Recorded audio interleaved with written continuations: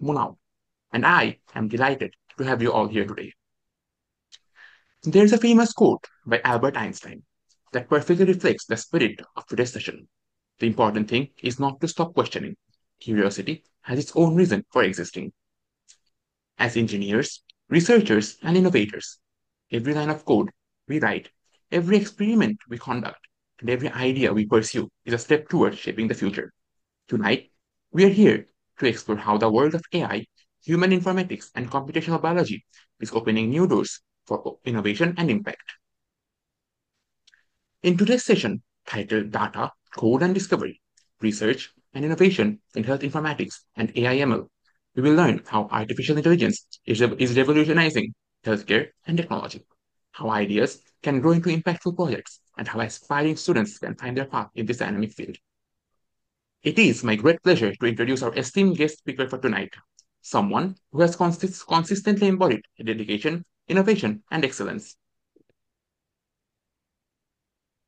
He is a lecturer at the Department of Electrical, Electronic and Communication Engineering, Military Institute of Science and Technology, MIST, and a proud alumnus of EEC Batch 2018. Over the years, he has published more than 20 research papers in leading journals and international conferences, received over 145 citations, and achieved an H index of 6 and an I-10 index of 4. His research spans skin cancer detection, computational biology, IoT, healthcare solutions, medical image segmentation, and attention-based AI models, making significant contributions to advancing healthcare through technology.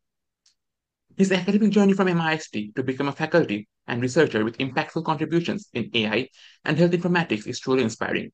And tonight, he will share valuable insights with us. Without further ado, sir, the floor is yours.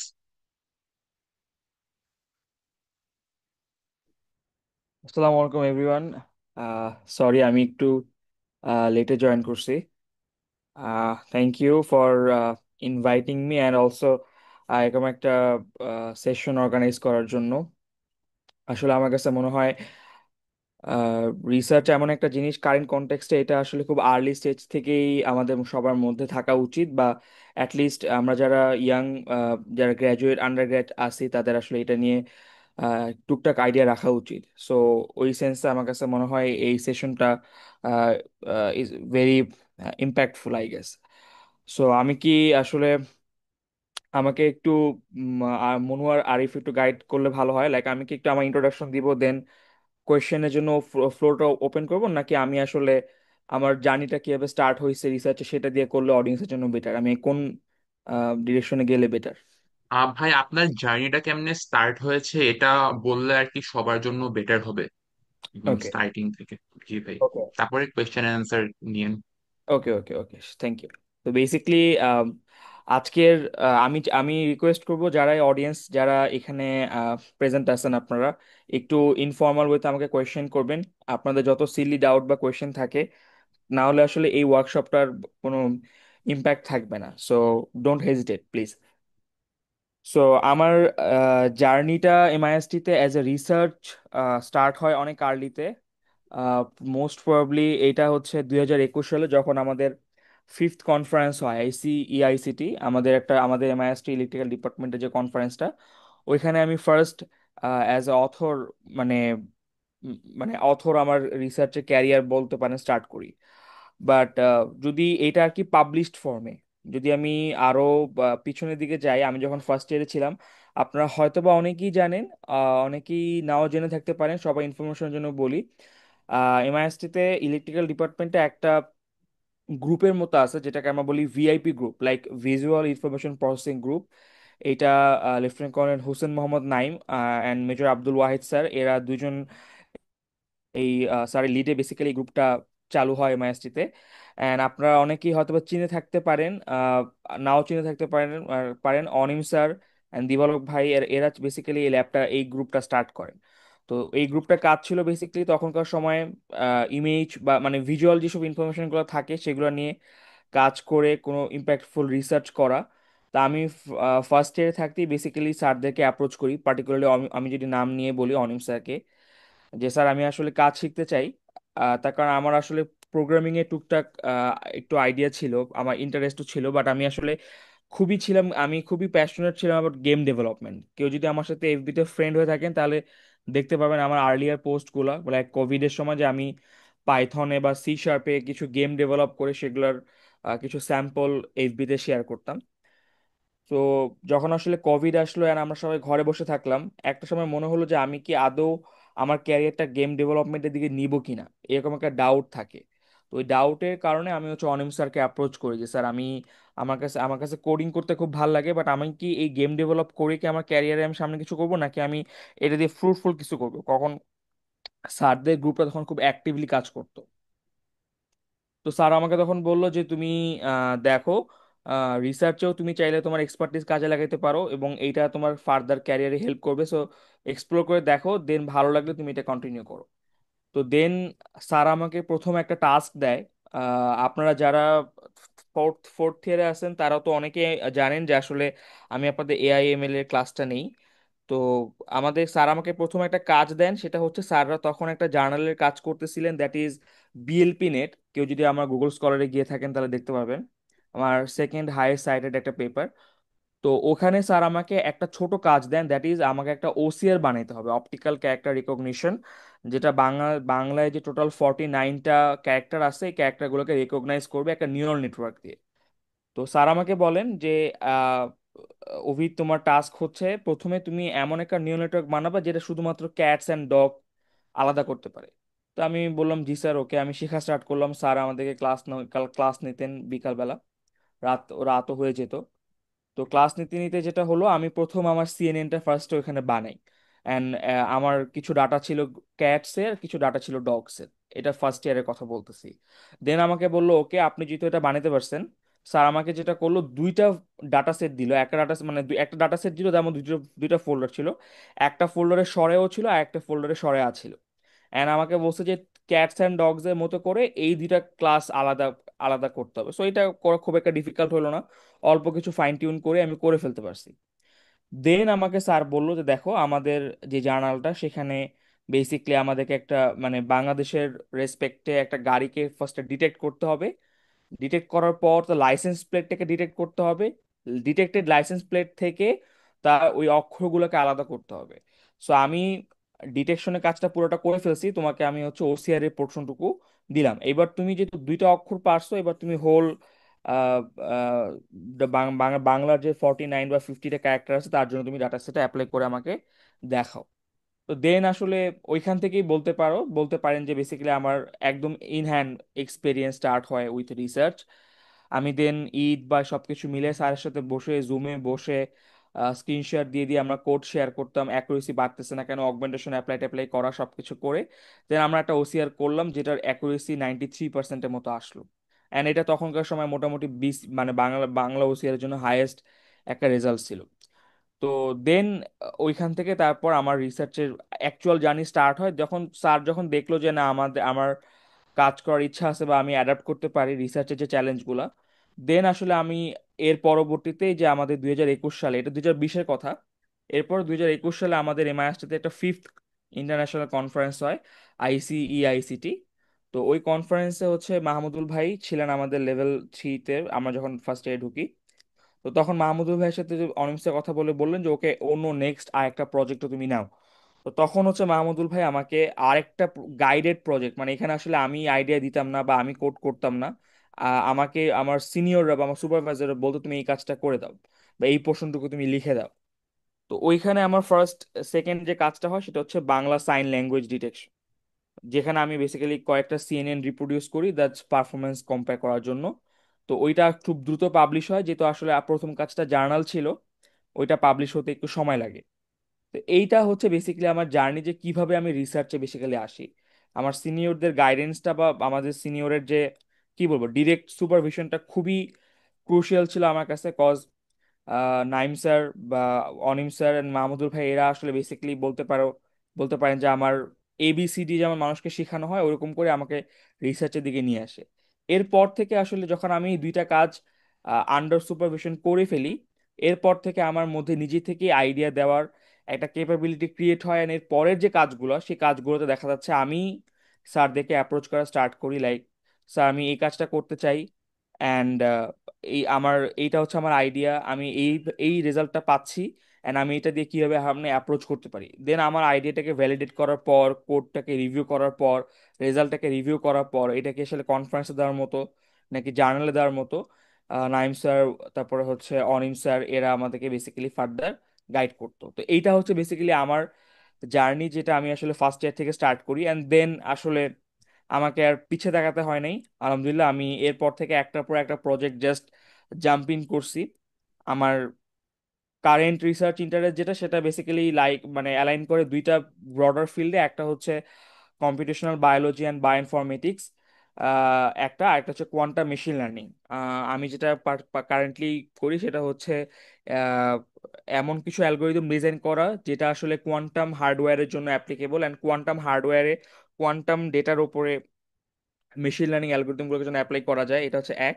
আর সেকেন্ডে, আমি currently আমার রিসার্চটাকে খুব extensively shift করছি to computational biology, like gene expression বা মানুষের body সেলের special location নিয়ে কোন জায়গাটাতে ক্যান্সার আছে সেই বাউন্ডারিটাকে আলাদা করা। এটা হচ্ছে আমার কারেন্ট রিসার্চ ইন্টারেস্ট। এ বাদে যদি বলা হয়, আমার ম্যাক্সিমাম কাজ বা থিসিস এটা ছিল মেডিকেল ইমেজিং এর ওপর। বলা যেতে পারে যে আমি আসলে মেডিকেল ইমেজিং লাইক ক্লাসিফিকেশন বা সেগমেন্টেশন, এটার উপর আমার খুব ভালো অ্যামাউন্ট অফ কাজ হয়েছে। আর এ বাদেও আমি computer vision like depth estimation করা, তারপর একটু আগে আপনাদেরকে প্রথম যেটা বললাম বাঙালি ল্যাঙ্গুয়েজ ক্লাসিফিকেশন বা ওসিআর করা, অ্যান্ড হচ্ছে remote sensing like satellite image classification বা স্যাটেলাইট ইমেজ সেগমেন্টেশন, এই টাইপ অফ কাজগুলোতে আমার কিছুটা এক্সপার্টিস আসলে আছে। তো এই হচ্ছে আমার শর্ট জার্নি, সামারাইজ করে আপনাদেরকে বলা। আরো অনেকেই আমার এই জার্নির সাথে আছেন, বাট সবার নাম হয়তো বা মেনশন করতে পারিনি, বাট দিস ইজ আর কি ইন শর্ট, মানে যত শর্ট করে বলা যায়।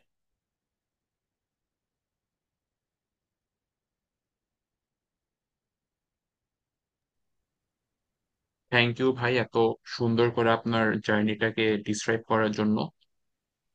নাও I would like to open the floor for a question and answer session.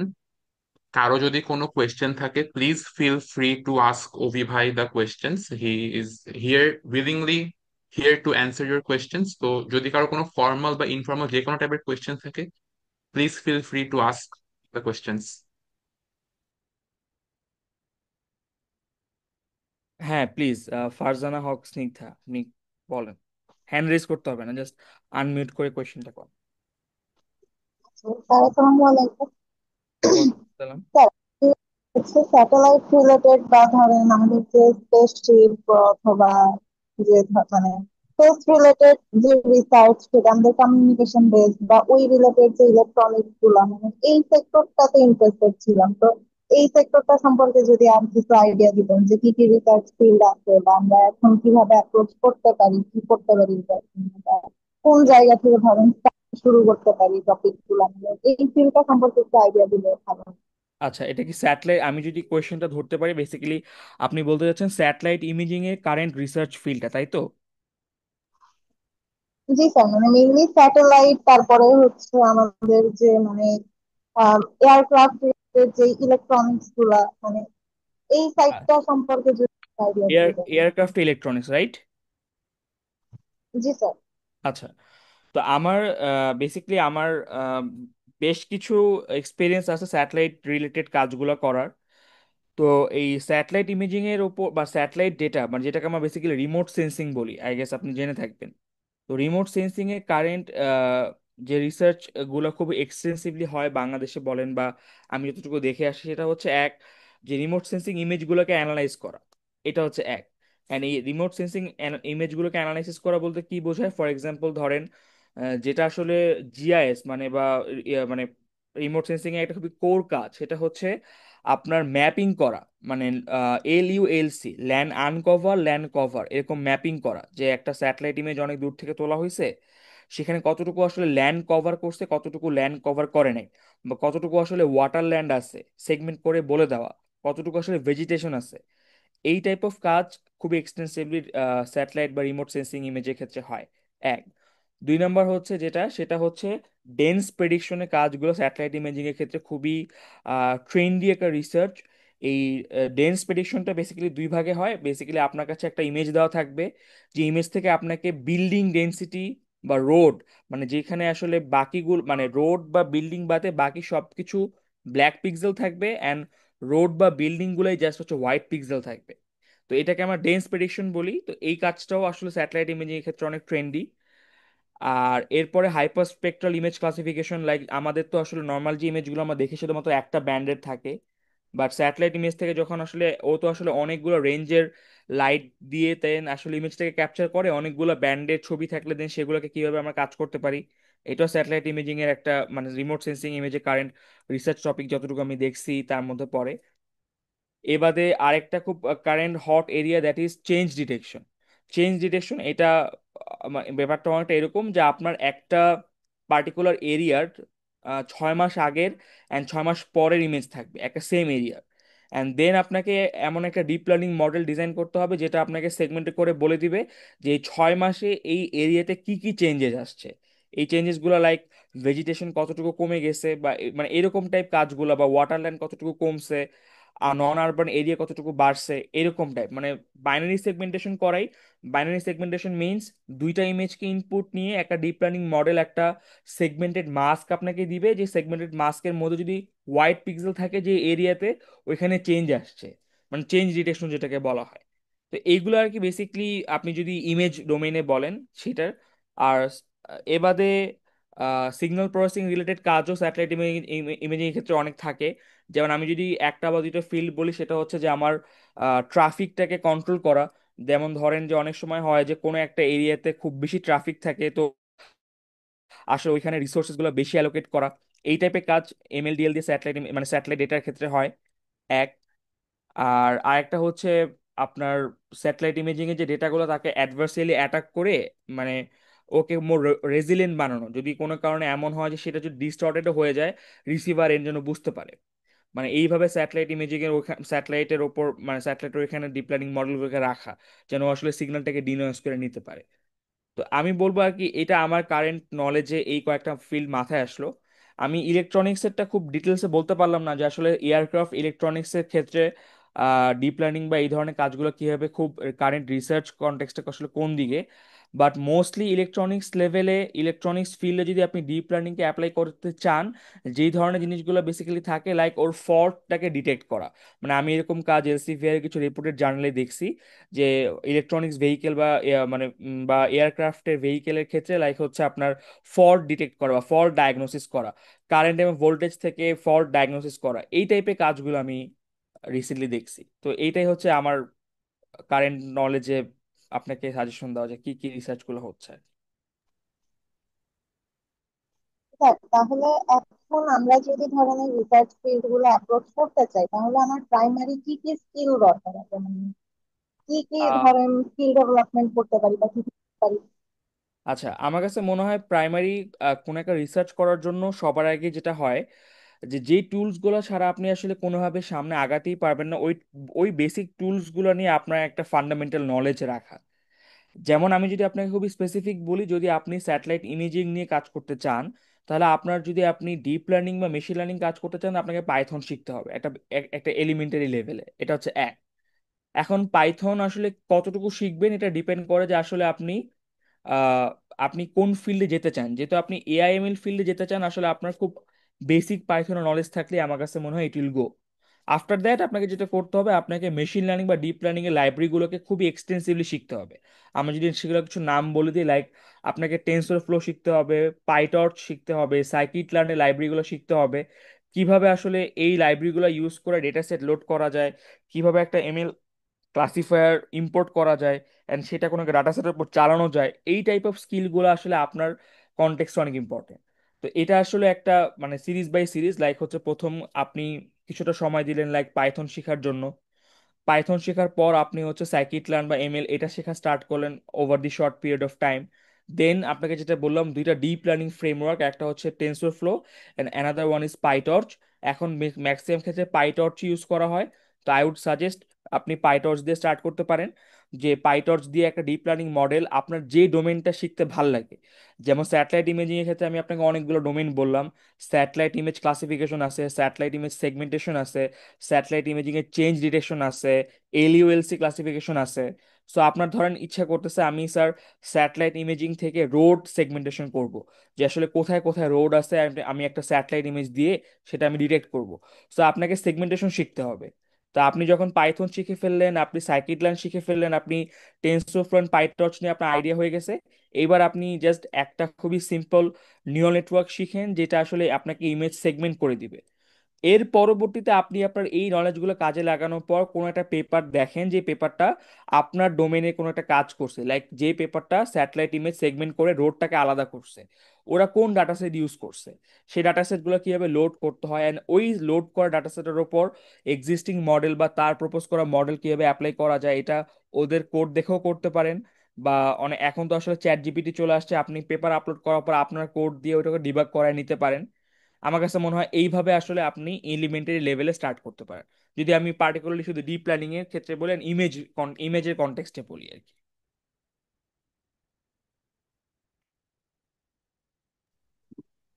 R sir এইখান থেকে ধরুন আমি এখন রিসার্চিং এই রিলেটেড শুরু করলাম, বাট এর পরবর্তীতে আমি যখন গ্রাজুয়েশন শেষ হয়ে যাবে তারপরের আমার স্কোপ কতটুকু এই জায়গায়? মানে স্যাটেলাইট ইমেজিং নিয়ে নাকি রিসার্চ নিয়ে, কোনটা? মানে রিসার্চ স্যাটেলাইট ইমেজিং মানে ইন টোটালি আমার গ্রাজুয়েশনের পর আমার স্টেপ কি হবে আমি যদি ধরেন রিসার্চিং মানে স্টিক করতে চাই? ওকে, তো এটার সত্যি কথা বলতে গেলে নর্মালি যেটা হয়, আমি যেমন লিঙ্কডইনে বাইরের দেশের ইউনিভার্সিটি, বাইরের দেশের প্রচুর পোস্ট আমি লাইক দেখি যে আপনার হচ্ছে রিসার্চ সায়েন্টিস্ট তারা খোঁজে। অনেক রিসার্চ ইন্ডাস্ট্রি বা এই ধরনের কাজগুলোতে রিসার্চ সায়েন্টিস্ট তারা ওইটার জন্য তারা পোস্ট দেয় বা তারা এটার জন্য অ্যাপ্লিকেন্টকে অ্যাপ্লাই করতে বলে। সো যদি বাইরের কনটেক্সটে বলি যে আপনি অ্যাব্রোডে আছেন বা আপনি অল ওভার অন্য মানে গ্লোবাল কনটেক্সটে যদি আমি বলি, তখন তো আসলে রিসার্চের স্কোপটা হচ্ছে এখানে তাদের রিকোয়ারমেন্টই থাকে আপনার ভালো ভালো জার্নালে আপনার পাবলিকেশন আছে কিনা, লাইক Q1 জার্নাল আমাদের যদি আপনি ইনফরমেশনের জন্য বলি, আমাদের জার্নালগুলো কিন্তু অনেক ধরনের র্যাঙ্কিং আছে যে এটা কোন কোয়ার্টাইলের মধ্যে পড়ে। তো টপ কোয়ার্টার হচ্ছে Q1 অ্যান্ড Q2। তো এখানে বেসিক্যালি আপনার রিকোয়ারমেন্ট থাকে যে লাইক আপনি কয়টা Q1 পাবলিশ করছেন ফার্স্ট অথরে, কয়টা Q2 আপনার আছে, আপনার A স্টার কনফারেন্স আছে কিনা। তো ওই টাইপ অফ জবের জন্য কিন্তু আসলে রিসার্চ আপনার আসলে রিকোয়ারমেন্ট, মানে one of the crucial requirement, এটা হচ্ছে এক। দুই, আপনি আন্ডারগ্রেডের পর যদি আপনি হায়ার স্টাডিজে যেতে চান, তখন আপনাকে কি করতে হবে, আপনাকে আসলে বাইরের দেশের প্রফেসরদেরকে মেইল করতে হবে না লাইক ফর তার কাছ থেকে ফান্ড নেওয়ার জন্য। কজ একটা পিএইচডি আপনি ইউএস এর, আমি যদি কারেন্ট কনটেক্সট বলি, ইটস বেয়ার মিনিমাম $500,000 দরকার একটা পিএইচডি স্টুডেন্টকে সাপোর্ট করার জন্য, মানে মিনিমাম 5 থেকে 6 crore মানে বাংলাদেশি টাকা। তাহলে সেই ক্ষেত্রে একটা প্রফেসরকে যদি আপনাকে কনভিন্স করতে হয় যে স্যার আমি আপনার এই প্রজেক্টটা কন্টিনিউ করতে কেপেবল, সো এইটা তো আসলে আপনি বাংলাদেশের একাডেমিক্স গ্রেড দিয়ে তাকে কনভিন্স আপনি করতে পারবেন না যে sir I got 4/4 CGPA and আমি আপনার এই রিসার্চ ফান্ডেড প্রজেক্টটা করতে পারবো। বাট আপনার যদি একটা Q1 পাবলিকেশন থাকে, যে পাবলিকেশনটা আপনাকে করতে হয়েছে একটা রিপোর্টেড জার্নালে, অ্যান্ড সেটা একটা Q1 জার্নালে, আপনি আপনার ইনফরমেশনের জন্য বলি, আপনি যখন একটা রিপোর্টেড জার্নালে কোনো একটা পেপার সাবমিট করেন, এটা ইন্টারন্যাশনালি এক্সপার্ট 2 জন বা 3 জন বা অনেক সময় 4 থেকে 5 জন রিভিউয়ারের কাছে যায়। তারা 6 থেকে 7 মাস ধরে সেই পেপারটা রিভিউ করে আপনাকে পাঠায়, আপনার কোথায় কোথায় ইমপ্রুভমেন্ট করতে হবে সেটা আপনাকে বলে। দেন আপনি কিন্তু তাকে চিনবেন না সে কে, এবং সেও জানবে না আপনি কে। সো এটা পুরো ডাবল ব্লাইন্ড হয়, মাঝে একজন থাকে যিনি এডিটর, সে এই কমিউনিকেশনটা করে। আফটার দ্যাট আপনি সেই কারেকশনগুলো করে তাকে আবার পাঠাবেন এরকম কয়েক দফাতে, like first major revision, second major revision, minor revision, then একটা পেপার একসেপ্ট হয়। একটা ভালো Q1 একসেপ্ট করার জন্য আপনাকে মিনিমাম 1 থেকে 1.5 বছর সময় দিতে হবে। তো আপনার একটা Q1 থাকা মানে আপনি ইন্টারন্যাশনাল রেফারি কমিউনিটিকে কিভাবে মানে কিভাবে কনভিন্স করতে হয় সাইন্টিফিক্যালি আপনি সেটা জানেন। আপনি অ্যাকচুয়ালি ওই ফিল্ডে কিছু নোটেবল কন্ট্রিবিউশন করছেন দেখি সেটা Q1 পাবলিশ হয়েছে। সো আলটিমেটলি এই কেপাবিলিটিস গুলো যখন প্রফেসর আপনাকে দেখবে, he or she will be more comfortable to give you the fund, যে না যেহেতু ও আসলে বাংলাদেশে থেকে এই ধরনের পাবলিকেশন গুলো করে আসছে, সো আমার এই প্রজেক্টটাও কন্টিনিউ করতে পারবে। কজ অ্যাব্রোডের ম্যাক্সিমাম প্রজেক্টের রিকোয়ারমেন্ট থাকে, যেমন আমার ফ্রেন্ড সাইফ আমার ব্যাচমেট বেসিক্যালি ও রিসেন্টলি ভিটেকে পিএইচডি করার জন্য যায়, জয়েন করলো মাত্র। তো ওর রিকোয়ারমেন্ট হচ্ছে ওকে 12টা পেপার করতে হবে, যেখানে 4টা হইতে হবে ওর ফার্স্ট অথর। এটা ওর পিএইচডি রিকোয়ারমেন্ট। এটা না করলে ওকে ওর সুপারভাইজার পিএইচডি দিবে না। সো এটা হচ্ছে একটা পার্সপেক্টিভ, যে আপনি যদি এই রিসার্চটা আর্লি ক্যারিয়ারে স্টার্ট করেন আন্ডারগ্র্যাড থেকে, আফটার গ্র্যাজুয়েশন আপনার হায়ার স্টাডিজ অ্যাব্রোড এই টাইপটা আপনার জন্য একটু স্মুথ হবে, অ্যান্ড আপনি প্রফেসরকে মোর ইজিলি কনভিন্স করতে পারবেন আপনার পিএইচডির জন্য। আর আপনি যদি এর পরবর্তীতে এটা কন্টিনিউ করে যান, আপনি শুধু নট নেসেসারি আপনাকে একাডেমিতেই আসতে হবে। আমার কাছে মনে হয় অ্যাব্রোডে অনেক জব যেটা আসলে হচ্ছে রিসার্চ সায়েন্টিস্ট তারা সিক করে। তো এইটা। আর আর আরেকটা হচ্ছে, যদি আপনি আন্ডারগ্রেডের পর ফ্যাকাল্টি পজিশনে আসতে চান কোনো জায়গাতে, সেখানেও আপনার একটা ইম্পর্টেন্ট প্যারামিটার হচ্ছে আপনার রিসার্চ প্রোফাইলটা কেমন। অ্যাটলিস্ট আপনি যদি ভালো ভালো ইউনিভার্সিটি যেমন ব্র্যাক, ইউআইইউ এই ধরনের প্রাইভেট ইউনিভার্সিটিগুলো, মানে যারা আসলে খুব এক্সটেন্সিভলি নিয়োগ করে রিসার্চ অ্যাসিস্ট্যান্ট, এন্ড তাদের স্যালারি লাইক ফ্যাকাল্টিদের মতোই। সো এটা আরেকটা আসপেক্ট আর কি, যদি আপনি এটা আর কি আমি যতটুকু আমার কারেন্ট কনটেক্সটে মনে হলো সেটা আপনাকে জানালাম।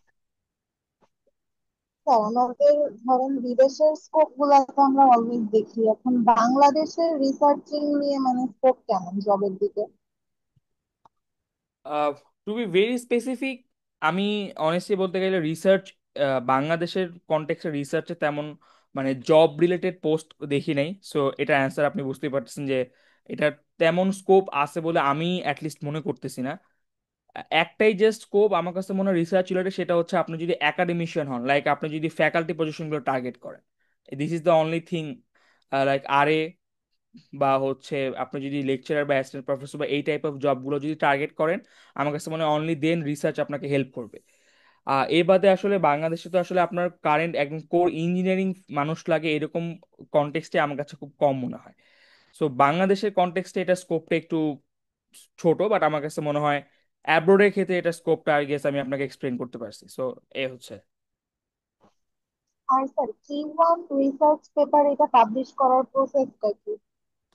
প্রসেস হচ্ছে বেসিক্যালি আপনি নর্মালি আমি যেটা সাজেস্ট করি সেটা হচ্ছে, ধরেন আপনার যদি কোনো সুপারভাইজার থাকে, আপনি যদি কোনো টিমে কাজ করেন, আপনি কোনো একটা ডোমেইন নিয়ে কাজ করতে করতে করতে করতে আপনার কাছে মনে হলো যে আপনি যে কাজটা করছেন এটা বেশ সিগনিফিকেন্ট অ্যান্ড এইটা এক্সিস্টিং লিটারেচারকে বিট করে।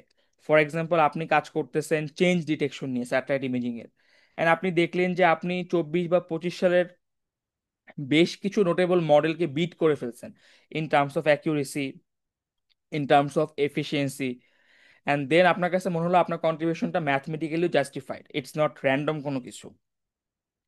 তখন যেটা হয়, আপনি এটা আপনার এই কন্ট্রিবিউশন দেখে আপনি আসলে জার্নাল ফাইন্ড করেন যে কোন জার্নালে আসলে আসলে আপনার এই কাজটা দেওয়া যায়, বা কোন জার্নালে আপনার কাজের মতো আগে প্রিভিয়াস অনেক কাজ হয়েছে।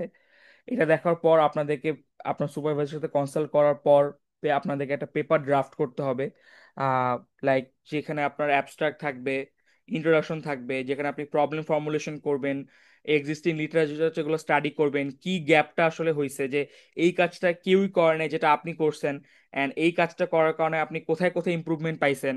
তারপর আপনাকে আপনার মেথোডোলজিটাকে এক্সপ্লেইন করতে হবে ম্যাথমেটিক্যালি, মানে তারপর হচ্ছে ফিজিক্স দিয়ে বা গ্রাফিক্যালি এক্সপ্লেন করার পর দেন আপনি রেজাল্টে যাবেন, যেখানে আপনি এক্সিস্টিং লিটারেচারগুলোর সাথে কম্পেয়ার করে দেখাবেন। আফটার দ্যাট আপনার যখন ড্রাফট রেডি হবে, আপনাকে এই পেপারটা সেই জার্নালে সাবমিট করতে হবে। ধরেন সেই জার্নালটা হতে পারে এলসিভিআর এর কোনো জার্নাল, যেমন এলসিভিআর একটা পাবলিশার, তারপরে স্প্রিঞ্জার একটা পাবলিশার, আইট্রিপলি একটা পাবলিশার। তো এদের অনেক জার্নাল থাকে। যেমন আমি যদি আপনাকে বলি, আইট্রিপলির অনেক ফেমাস জার্নাল হচ্ছে আইট্রিপলি transaction on geoscience and remote sensing, TGRIS, এটা একটা। তারপর হচ্ছে আইট্রিপলি selected topics on remote sensing and earth observatory, এটা একটা। এলসিভিআর এরকম অনেক জার্নাল আছে, লাইক রিমোট সেন্সিং জার্নাল। তো ওইখানে আপনি সাবমিট করবেন আপনার পেপারটা। তারপর ওই পেপারটা একটা একটা ইনিশিয়াল চেকিং এর থ্রুতে যাবে, লাইক আপনার পেপারে কোনো প্লেগারিজম রিপোর্ট আছে কিনা, এআই এর ইউজ কতটুকু, আসলেই আপনি যে কথাগুলো বলতেছেন এগুলো ভ্যালিড কিনা। তো এটা আসলে একটা সার্টেন লেভেল চেক করবে, যেটার স্টেটাসটা হচ্ছে বেসিক্যালি গোয়িং ইনিশিয়াল চেকিং। এটা দেখার পর যদি জার্নালের ওই লোকরা মনে করে যে না আপনার পেপারটা ঠিক আছে, এটা আসলে উপরের দিকে পাঠানো যায়, দেন আসলে সে ওই পেপারটা তার জার্নালের সব এডিটরের কাছে পাঠাবে যে আমি এরকম একটা পেপার রিসিভ করছি, আপনি কি এই পেপারটা নিয়ে কাজ করতে চান কিনা। যেই এডিটর আসলে সেই ফিল্ডের এক্সপার্ট, তার কাছে যদি আপনার ফাইন্ডিংসগুলো ইন্টারেস্টিং লাগে, সে আসলে তখন ভলেন্টারিংলি বলবে যে হ্যাঁ, আমি এই পেপারটা নিয়ে কাজ করতে চাই। তখন আসলে বেসিক্যালি আপনার পেপারটা উইথ এডিটর থাকবে।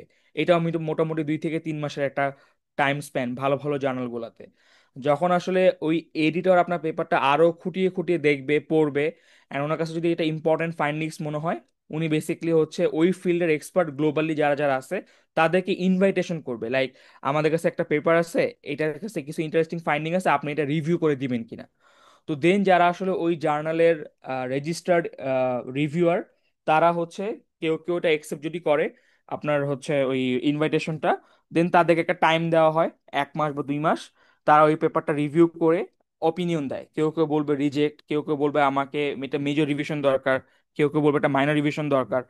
তো এই কমেন্টগুলোর উপর বেস করে এডিটর আপনাকে আবার ফার্দার মোটামুটি ধরতে পারেন 6 থেকে 7 মাস পর মেইল দিবে যে আপনার পেপারটা রিভিউ করা ডান, আমার কাছে মনে হয় এটা রিজেক্ট।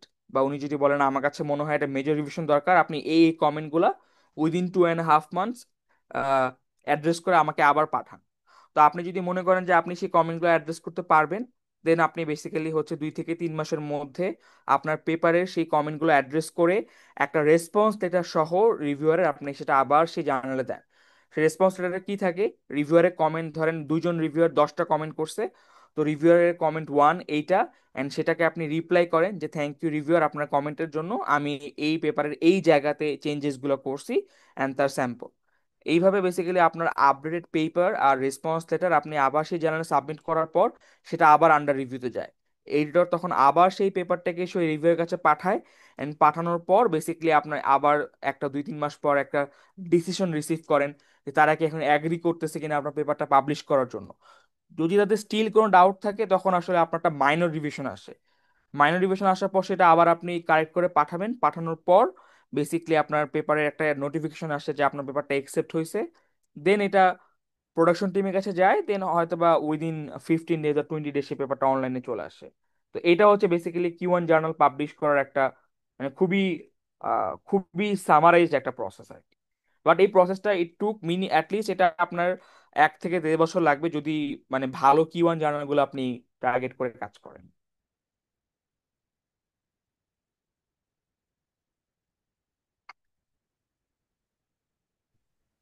আসসালামু আলাইকুম। হ্যাঁ, ওয়ালাইকুম থ্যাংক ইউ। আসসালাম। আচ্ছা স্যার, আমার একটা কোয়েশ্চেন ছিল। যদিও আমাদের ক্যারিয়ার টক্স আজকে এই ইভেন্টটার আমাদের টাইটেলই দেওয়া আছে research and innovation, still I want to ask, আমাদের যেই এআইএমএল ডিএল এর যেই জিনিসগুলো আছে, other than research field and academics field, job ফিল্ডে কি এটার কোনো ইমপ্লিমেন্টেশন আছে? থাকলে কিরকম সেটা যদি একটু বলতেন। জব ফিল্ডে এটা ইমপ্লিকেশন বলতে আমি রিসেন্টলি যে একটা এক্সপিরিয়েন্স করলাম সেটা হচ্ছে আমার খুবই সিনিয়র একজন ক্লোজ সিনিয়র, উনি হচ্ছে ব্যাটে জব করতেছেন। তো ব্যাটে জব করার সময় ওনাকে একটা টাস্ক দেওয়া হচ্ছে যে ওনাদের একটা পার্টিকুলার মেশিন, এটা 24 ঘন্টায় চলে, বাট একটা পার্টিকুলার সময়ে সেই মেশিনটার এফিসিয়েন্সি অনেক ড্রপ করে। অ্যান্ড ড্রপ করার কারণে ওই মেশিন থেকে যে প্রোডাক্টটা বেসিক্যালি আসে, উনি ব্যাটে জব করে বাই দ্য ওয়ে, তো বুঝতেই পারতেছেন কোন প্রোডাক্টের কথা বলতেছি। তো যেটা হচ্ছে ওই পার্টিকুলার সময় যে প্রোডাকশনগুলো হয় সেই প্রোডাক্টগুলোর ওয়েট নর্মালের থেকে একটু কম হয়, ডেভিয়েটেড হয়। তো ওনার যে ইমিডিয়েট বস, সেই ইমিডিয়েট বস ওনাকে বলল যে তুমি আমার কাছে প্রিভিয়াস আমার আমার এই মেশিনটার মোটামুটি 5 ইয়ার্সের ডেটা আছে, অ্যান্ড এইটা খুব অ্যাব্রাপ্টলি এটা সময় চেঞ্জ করে, মানে কখনো দুপুরের দিকে মেশিনটার ইস্যু করা স্টার্ট করে, কখনো কখনো সকালের দিকে ইস্যু করা স্টার্ট করে, কখনো রাতের দিকে ইস্যু করা স্টার্ট করে। তো ডেটা দিয়ে বললো কি সেই এমপ্লয়িকে যে তুমি এই কারেন্ট কনটেক্সটে এমএল অ্যাপ্লাই করে আমাকে বলো যে আমি বুঝবো কিভাবে যে আসলে কালকে এটার প্রবাবিলিটি কতটুকু যে আসলে এই সময় এই মেশিনটাতে ফল্ট থাকবে, অ্যান্ড ওই সময় আমার প্রডিউসড প্রোডাক্টগুলোর ওয়েট কম হবে। সো তখন আমি আসলে বেসিক্যালি ওই সময়ের জন্য মেশিনটা অফ রাখবো। তো আসলে জবের ক্ষেত্রে কিন্তু এটা একটা অ্যাপ্লিকেশন যে আসলে এখন এআইএমএল আপনার প্রত্যেকের জবই ঢুকে গেছে। এটা হচ্ছে 1 নাম্বার। আমি কি ক্লিয়ার করতে পারছি? যিনি জি স্যার। কোয়েশ্চেন করছেন যে জি স্যার। এটা ইটস নট লাইক যে এটা খুব মানে প্রবলেমেটিক ওয়েতে আসবে, সাডেনলি অ্যারাইজ করছে, এটা হচ্ছে এক। 2 নম্বর আপনাদেরকে বলি, সেটা হচ্ছে যে আপনাদের কাছে মনে হয় না যে আসলে এই যে আপনি একটা, ধরেন আপনার কোনো কারণে জ্বর আসছে, আপনি নাপা খাচ্ছেন, আপনি তো সেটাকে ডাইজেস্ট করতেছেন তাই না, বাট আপনার জ্বরটা হোল বডিতে বা আপনার মাথা ব্যথা করতেছে, আপনি কোনো একটা ওষুধ খাচ্ছেন, আপনি ওষুধটা খাচ্ছেন যেটা আসলে আপনার পেটে যাচ্ছে, বাট আপনার এফেক্টটা আপনার ব্রেইনে বা মাথায় হইতেছে। তো এই জিনিসগুলো কি এরকম যে আসলে একটা ওষুধ বানানোর পর সবাইকে টেস্ট করে করে দেন এটা ফাইনালাইজ করা হয়, নাকি আপনার কাছে মনে হয় এর আগে একটা সিমুলেশন করা হয় দেখার জন্য যে আমার এই ড্রাগসটা হলে বেসিক্যালি এই এই ইফেক্টগুলো বডিতে ক্রিয়েট হবে এন্ড দেন এই প্রবলেমগুলো সলভ হবে? আপনার কাছে কি মনে হয়? তো অফকোর্স আমি বাজারে দেওয়ার আগে এই জিনিসটা করে থাকি। এক্স্যাক্টলি, তো এটাকে বেসিক্যালি বলা হয় কম্পিউটার সায়েন্সের ভাষাতে কম্পিউটার এইডেড ড্রাগ ডিসকভারি। বুঝতে পারছেন? তো নর্মালি যারা ফার্মাসিউটিক্যালস কোম্পানিগুলোতে জব করে, পার্টিকুলার সেখানে R&D ডিপার্টমেন্টগুলোতে জব করে, তাদের কিন্তু আসলে নতুন নতুন ড্রাগস পেটেন্ট করতে হয়। ঠিক আছে? ডিসকভারি করে পেটেন্ট করতে হয় যে আমি নর্মালি হচ্ছে মাথা ব্যথার জন্য এইরকম একটা ড্রাগস পেতে পারি, বা এই অসুখের জন্য এরকম একটা ড্রাগস, কিন্তু তাদেরকে ন্যাশনাল একটা লেভেলে এটাকে অলওয়েজ মানে ফাইলটাকে সাবমিট করতে হয়। তো ওই ক্ষেত্রে আসলে আপনার AIML খুব লাগে। যেমন হচ্ছে আমরা আসলে দেখি একটা হেলদি মানুষের জিন, আর ধরেন আপনার কোনো কারণে কাশি হয়েছে বা আপনার অসুস্থ, আপনার মানে খুব সিভিয়ার আপনার কফ হয়েছে, তো এই মানুষটার কোন জিনটাতে চেঞ্জেস আছে পার্টিকুলার একটা টিস্যু স্যাম্পলের ক্ষেত্রে। তো আপনি যখন বুঝতে পারলাম যে না XY জিনটাতে সমস্যা, তখন আমি একটা মেশিন লার্নিং মডেল বেসিক্যালি চালাই, চালানোর পর দেখি কোন টাইপ অফ প্রোটিন দিয়ে আমি এটাকে সলভ করতে পারি। তো ওই জিনিসগুলোকে কাজে লাগায় বেসিক্যালি একটা মানে ড্রাগ ডিজাইন করা হয়, যে ড্রাগটার কাজ হচ্ছে আপনার বডিতে এই টাইপ অফ প্রোটিন দেওয়া, যেটার কারণে আপনার এই প্রবলেমগুলো সলভ হবে। তো এইটা ফার্মাসিউটিক্যালস ফিল্ডে আপনার AIML এইভাবে আসলে খুবই এক্সটেন্সিভলি ইউজ হচ্ছে। অ্যাপার্ট ফ্রম দেম আপনি যদি এগ্রিকালচার ফিল্ডে যান, ওই এগ্রিকালচার ফিল্ডের ক্ষেত্রেও সেম। ধরেন আপনি দেখতে পাচ্ছেন যে কোনো একটা ধান আসলে পানির মধ্যেও টিকতেছে না, তো আর কোনো একটা ধান পানির মধ্যে টিকতেছে, তাই না?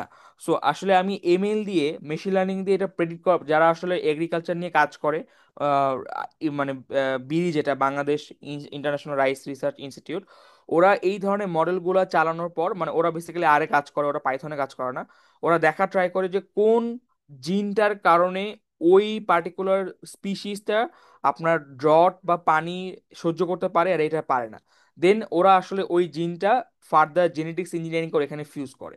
সো এই তিনটা ফিল্ডের কথা আমার রিসেন্টলি মাথায় আসলো যে apart from research and innovation, job ফিল্ডে বাংলাদেশে কোথায় কোথায় AIML এক্সটেন্সিভলি ইউজ হচ্ছে। Alright sir, thank you. Sir আরেকটা কোয়েশ্চেন, দ্যাট ইজ আমরা তো এখনো হচ্ছে কি আমাদের মেজরটা চুজ করি না, লাইক ইলেকট্রনিক্স যাব নাকি কমিউনিকেশন যাব আর পাওয়ার যাব। So in from that sense আমাদের হচ্ছে কি এআইএমএল টা এক্স্যাক্টলি কোন ফিল্ডটা, as far as I know কমিউনিকেশনের সাথে বেশি এই জিনিসটা অ্যালাইন করে। But if I choose electronics then AIML DL আমার জন্য কতটুকু হেল্পফুল হবে কি হবে না, সেটা নিয়ে যদি একটু কথা বলতেন। আমি রিসেন্টলি যেহেতু আসলে বলবো যে আমি লিঙ্কডইনে প্রতিদিনই প্রায় হচ্ছে আপনার অ্যাটলিস্ট 10 থেকে 15টা PhD পোস্ট দেখি, পোস্ট ডক্টরেট পোস্ট দেখি, বা হচ্ছে আপনার রিসার্চ সায়েন্টিস্টের পোস্ট আসলে দেখি। তো এখন বেসিকলি আপনি যদি ইলেকট্রনিক্স নেন, মানে এখন ইলেকট্রনিক্স তো আসলে খুব ক্লোজলি রিলেটেড পাওয়ারও কিন্তু আসলে এআই এর অ্যাপ্লিকেশন অনেক স্ট্রংলি চলে আসছে। এখন আপনার ক্ষেত্রে যেটা হয়, মানে বেসিক্যালি এখন AIML শেখাটা যে কোনো মেজরের জন্য একটা প্লাস পয়েন্ট, কজ আপনি কোনো না কোনো ফিল্ডে কোনো না কোনো সময় গিয়ে আপনার ডোমেইনে আপনাকে আসলে AIML টাকে অ্যাপ্লাই করতেই হবে। বুঝতে পারছেন? যেমন ধরেন আপনি একটা খুব এফিশিয়েন্ট হার্ডওয়্যার বানাইছেন আপনার ইলেকট্রনিক্সের নলেজ দিয়ে, যেটা আসলে খুব এফিশিয়েন্ট কম্পিউটিং করতে পারে, বাট এই এফিশিয়েন্ট কম্পিউটিং তো কার ওপরে করবে? কোনো একটা AI ML অ্যালগোরিদমের ওপর, তাই না? সো আপনি যদি একটা কমপ্লিট প্যাকেজ ডিজাইন করতে চান, আপনাকে তো আলটিমেটলি ইলেকট্রনিক্সের নলেজ ওখানে দরকার পড়তেছে, আবার যে আসলে AI বানাচ্ছে তার সাথেও আপনাকে ওই লেভেলেই মানে যোগাযোগ করা লাগতেছে যে আমি আসলে হার্ডওয়্যারটাকে কিভাবে মডিফাই করব। সো এফিশিয়েন্ট কোড লেখা যেমন ইম্পর্টেন্ট, এফিশিয়েন্ট হার্ডওয়্যার বানানো একই হারে ইম্পর্টেন্ট। সো যিনি এফিশিয়েন্ট কোড বানাচ্ছে তাকেও যেমন হার্ডওয়্যারের নলেজ দেখা রাখতেছে, though he is not from electronics.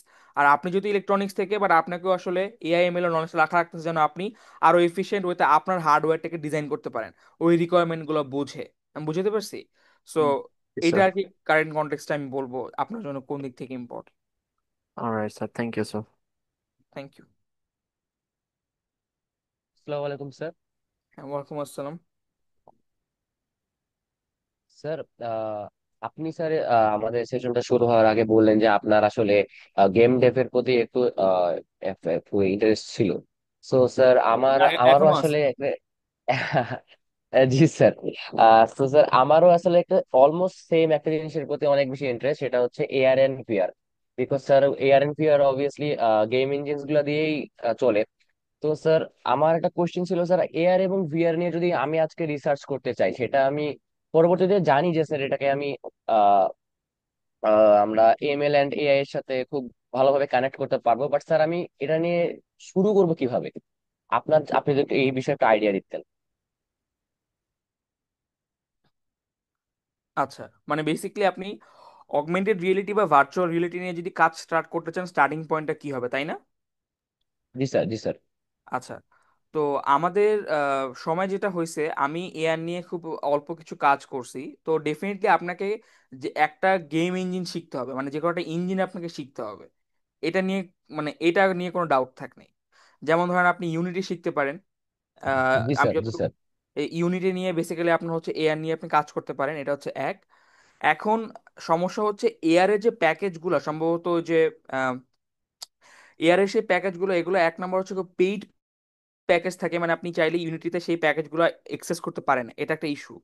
So আমার কাছে মনে হয় যে আপনি এআর ভিআর শেখার জন্য নর্মালি একদম সবার আগে যে কোনো একটা ইউনিটি ইঞ্জিন, বা সেটা হতে পারে রিয়েল, মানে সম্ভবত রিয়েল, তাই না, যেটা সি প্লাস প্লাস নিয়ে কাজ করে, আমি ভুলে গেছি। না sir, sir Unreal engine, sir Unreal Unreal, engine. Sorry sorry, Unreal Unreal. Engine sir. তো এই দুইটা ইঞ্জিন দিয়েই বেসিক্যালি আপনার এআর বা ভিআর এর কাজ টুকটাক হয়ে থাকে, এটা আমি যতটুকু জানি। আরো অনেক থাকতে পারে, বাট এই দুটো খুব কমনলি ইউজড। তো আমার কাছে মনে হয় স্টার্টিং হিসাবে আপনি ফার্স্টে এই দুইটা ইঞ্জিনের দুইটারই আপনি ফান্ডামেন্টালস গুলো খুব ভালো মতো শিখেন। যেহেতু আসলে ইউনিটি সি শার্পের ওপর কাজ করে, সো আমার কাছে মনে হয় বেটার আপনি আসলে হচ্ছে সি শার্পের কিছু আন্ডারস্ট্যান্ডিং নিয়ে নেন। আর এআর ফুললি সি শার্পের উপরই বেস করে বানানো। মানে আমি যতটুকু জানি যারা এআই নিয়ে কাজ করে তাদের দেখবেন রিকোয়ারমেন্টও থাকে সি শার্পে তাদের প্রফিসিয়েন্সি। সো আপনি একে ইঞ্জিনটা শিখেন এক, আর তার সাথে সাথে আপনি সি শার্পটা ভালো মতো শেখা স্টার্ট করেন। দুই নম্বরে হচ্ছে আপনি, আমার কাছে মনে হয় কারেন্ট কনটেক্সটে আনরিয়েল ইঞ্জিন নিয়েও আপনাকে নলেজ রাখা বেটার, কজ হার্ডওয়্যার লেভেলে কাজ করতে হলে সি সি প্লাস প্লাস এর উপর এখনো কোনো ল্যাঙ্গুয়েজ নাই। যদি আমি কোনো একটা, আপনাকে তো আসলে এআর বা ভিএটা কোনো একটা হার্ডওয়্যারে ইন্টিগ্রেট করতে হবে, তাই না? সো আপনি এটাও আহ, শিখে রাখতে পারেন। আর তারপরে বেসিক্যালি হচ্ছে এআর এর কিছু কোর্স বাংলাদেশে অনেক জায়গাতে করানো হয়, আমি আসলে এক্সাক্ট নামটা আমার এখন মনে নেই। আমাদের এমআইএসটি তেও, এমআইসি থ্রুতে একটা কোর্স করানো হয়েছিল এআর এর ওপর, যেখানে তারা আমাদেরকে একটা মানে এআর অ্যাপ বানায় দেখাইছিল, বুঝতে পারছেন? তো ওইরকম একটা এজেন্সি বাংলাদেশের ধানমন্ডিতে আছে, যেখানে আপনি চাইলে ফ্রি কোর্স করতে পারেন, এন্ড কোর্স করার ফলে ওদেরখানে বসে আপনি একটা অ্যাপ ডেভেলপ করে সেই অ্যাপটা আপনি দেখতে পারেন। ওরা আপনাকে একটা ওই ওই অ্যাপটা বানাতে হলে যে প্যাকেজটা দরকার ওইটা আপনাকে ওরা ফ্রিতে দিয়েও দেয়। আমি এক্স্যাক্টলি নামটা এখন মনে নেই, আপনি আমাকে যদি পার্সোনালি নক করেন আমি পরে আপনাকে জেনে জানাতে পারবো। ওদের অফিসে ধানমন্ডিতে। তো এখানে ওরা এআর ভিআর তারপর থ্রিডি প্রিন্টিং এগুলো নিয়ে খুব এক্সটেন্সিভলি কাজ করে। সো আমার কাছে মনে হয় আপনি প্রোগ্রামিং দিক থেকে এতটুকু প্রিপারেশন নিয়ে যখন আপনি এগুলো শিখে যাবেন, আপনি যদি তাদের কাছে যান, আমার কাছে মনে হয় আপনি অ্যাটলিস্ট স্টার্টিং পয়েন্টটা পেয়ে যাবেন। এন্ড তারা ইন্টার্নশিপও অফার করে, যতটুকু আমি মনে আছে আর কি। স্যার আসলে এআরভি এর প্রতি ইন্টারেস্টটা থেকে আসলে সি শার্পের একটা মানে পেইড কোর্স করা শুরু করেছিলাম, এবং সি শার্পটাও অলমোস্ট আমার মনে হয়েছে সি এর মতোই, আমাদের যেহেতু ওয়ান হ্যাঁ টু তে হ্যাঁ সি ছিল। হ্যাঁ হ্যাঁ। জি স্যার। সো আমি যখন স্যার এটা করছিলাম, আই ওয়াজ লাইক, আমি চিন্তা করছি যে এর পরের ধাপটা কি হবে। কারণ গেম ইঞ্জিনে যাবো, কোন একটা গেম ইঞ্জিন শিখবো, কোনো কিছু করব। বাট এটা নিয়ে যেহেতু আমি একটা ইঞ্জিনিয়ারিং স্টুডেন্ট, আমার অবভিয়াসলি একটা জিনিস নিয়ে যেহেতু কন্টিনিউ করতে হবে, আমাকে তো সামনে এটা নিয়ে রিসার্চ অথবা প্রজেক্ট কিছু কিছু না কিছু করতে হবে। তো স্যার আমার যদি এরকম কোনো প্ল্যান্স থাকে, তাহলে কি থাকা উচিত, রিসার্চ নাকি প্রজেক্ট নাকি বোথ? আমার কাছে মনে হয় আপনি স্টার্ট করতে পারেন কিছু স্মল প্রজেক্ট দিয়ে, কজ আপনার যে টপিকটা, এই টপিকে আপনাকে রিসার্চ করতে হলে আপনাকে আগে ওই টপিকটাতে খুব ভালো এক্সপিরিয়েন্স গেদার করতে হবে। যেমন এআর বা ভিআর নিয়ে যদি আপনি কোনো পেপার রিপ্রোডিউসও করতে চান, তো আপনাকে আসলে ওই পেপার রিপ্রোডিউস করতে হলে আপনাকে তার এলিমেন্টারি নলেজগুলো তো গেদার করতেই হবে। অ্যান্ড সেই নলেজগুলোকে আপনাকে গেদার করার জন্য আমি বলবো আপনি কিছু স্মল প্রজেক্ট দিয়ে স্টার্ট করেন। লাইক আপনি সি শার্প শিখলেন খুব ভালো মতো, আপনি ওওপি খুব ভালো মতো পারেন, অবজেক্ট ওরিয়েন্টেড প্রোগ্রামিং। আপনি জানেন যে ইউনিটিতে আসলে কিভাবে একটা সি শার্পের অবজেক্টকে ভালো মতো কল করে সেটার সাথে কোনো একটা ফিজিক্সকে ইন্টিগ্রেট করা যায়, এতটুকু নলেজ আপনার কাছে আছে। এবার আপনি একটা থ্রিডি ইমেজ করি কনস্ট্রাকশন বা থ্রিডি ইমেজ কনস্ট্রাকশন এই টাইপের কোনো একটা কাজ আপনি সি শার্পে করেন বা ইউনিটিতে করেন। ইউটিউবে হেল্প নেন বা অনলাইনে আছে চ্যাট জিপিটি, জেমিনাই, সবই তো আসলে এখন খুব ইজিলি অ্যাক্সেসেবল। আমি মনে করি প্রথম কয়েক মান্থ আপনি আসলে কিছু প্রজেক্টে আপনি নিজেকে এঙ্গেজ করেন। আমি যেটা আপনাদেরকে বললাম, আমি যেটা হয়তো বা একটু মেনশন করতে ভুলে গেছি, আমি কিন্তু রিসার্চে আসার আগে কিন্তু আসলে এই টাইপ অফ প্রজেক্টকে নিজেকে খুব এক্সটেন্সিভলি এঙ্গেজ করে রাখছিলাম। লাইক পাইথন দিয়ে ইমেজ প্রসেসিং করা, বা পাইথন দিয়ে হচ্ছে ভয়েস রেকগনাইজার বানানো, বা পাইথন দিয়ে আসলে কোনো কিছুকে মানে ওয়েদার অ্যাপ প্রেডিক্ট করা, এই টাইপ অফ কিছু কাজ। তো আমি কিন্তু রিসার্চে আসার আগে পাইথনে কিছু নলেজ গেদার করে নিজেকে এইরকম কিছু প্রজেক্ট, যেটা আমি ইউটিউব দেখে দেখে বানাইছি, গিটহাব দেখে দেখে বানাইছি, দেন কোডগুলোকে ডিবাগ করছি, তারপরে কিন্তু আমি আসলে রিসার্চে আসছি। সো আমি সাজেস্ট করব যে আপনি যদি বেসিক মানে C# বা C++ এর বেসিক উইথ দিস ইঞ্জিন আপনি শিখে যান, তারপর নিজেকে অ্যাটলিস্ট 2টা বা 3টা প্রজেক্টে আপনি এঙ্গেজ করেন, যেটা ফুললি ফাংশনাল অ্যাটলিস্ট আপনার ডিভাইসে। দেন আমি বলবো যে আফটার দ্যাট আপনি একটা রিসার্চে ক্ষেত্রে এক্সপ্লোর করার জন্য রেডি থাকবেন। বাট আপনি যদি এই প্রজেক্টটা সাকসেসফুলি কমপ্লিট না করে রিসার্চের দিকে যান, there is a high possibility যে আপনি আসলে মাঝে গিয়ে হতাশ হয়ে যাবেন, বিকজ আপনি আহ, মানে বুঝতে পারতেছেন না যে আসলে এটা কিভাবে করব না করব। বাট ওই টেকনিক্যাল নলেজ থাকলে আমার কাছে মনে হয় আপনি অ্যাটলিস্ট বুঝতে পারবেন যে আসলে ওরা এটা করতেছে, আমাকে এটা করতে হবে, এরকম আর কি। এটা আমার আমার দিক থেকে সাজেশন আর কি। Thank you sir, thank you sir. Thank you.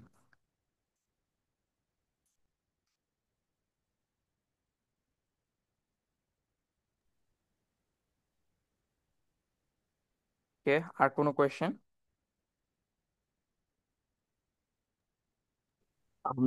Sir আরেকটা কোয়েশ্চেন ছিল, দ্যাট ইজ হ্যাঁ, শিওর। স্যার আপনি তো হচ্ছে গিয়ে যতটুকু বললেন যে হচ্ছে আপনার অনেক ধরনের ফিল্ড নিয়ে আলটিমেটলি কাজ কাজ করা হয়েছে।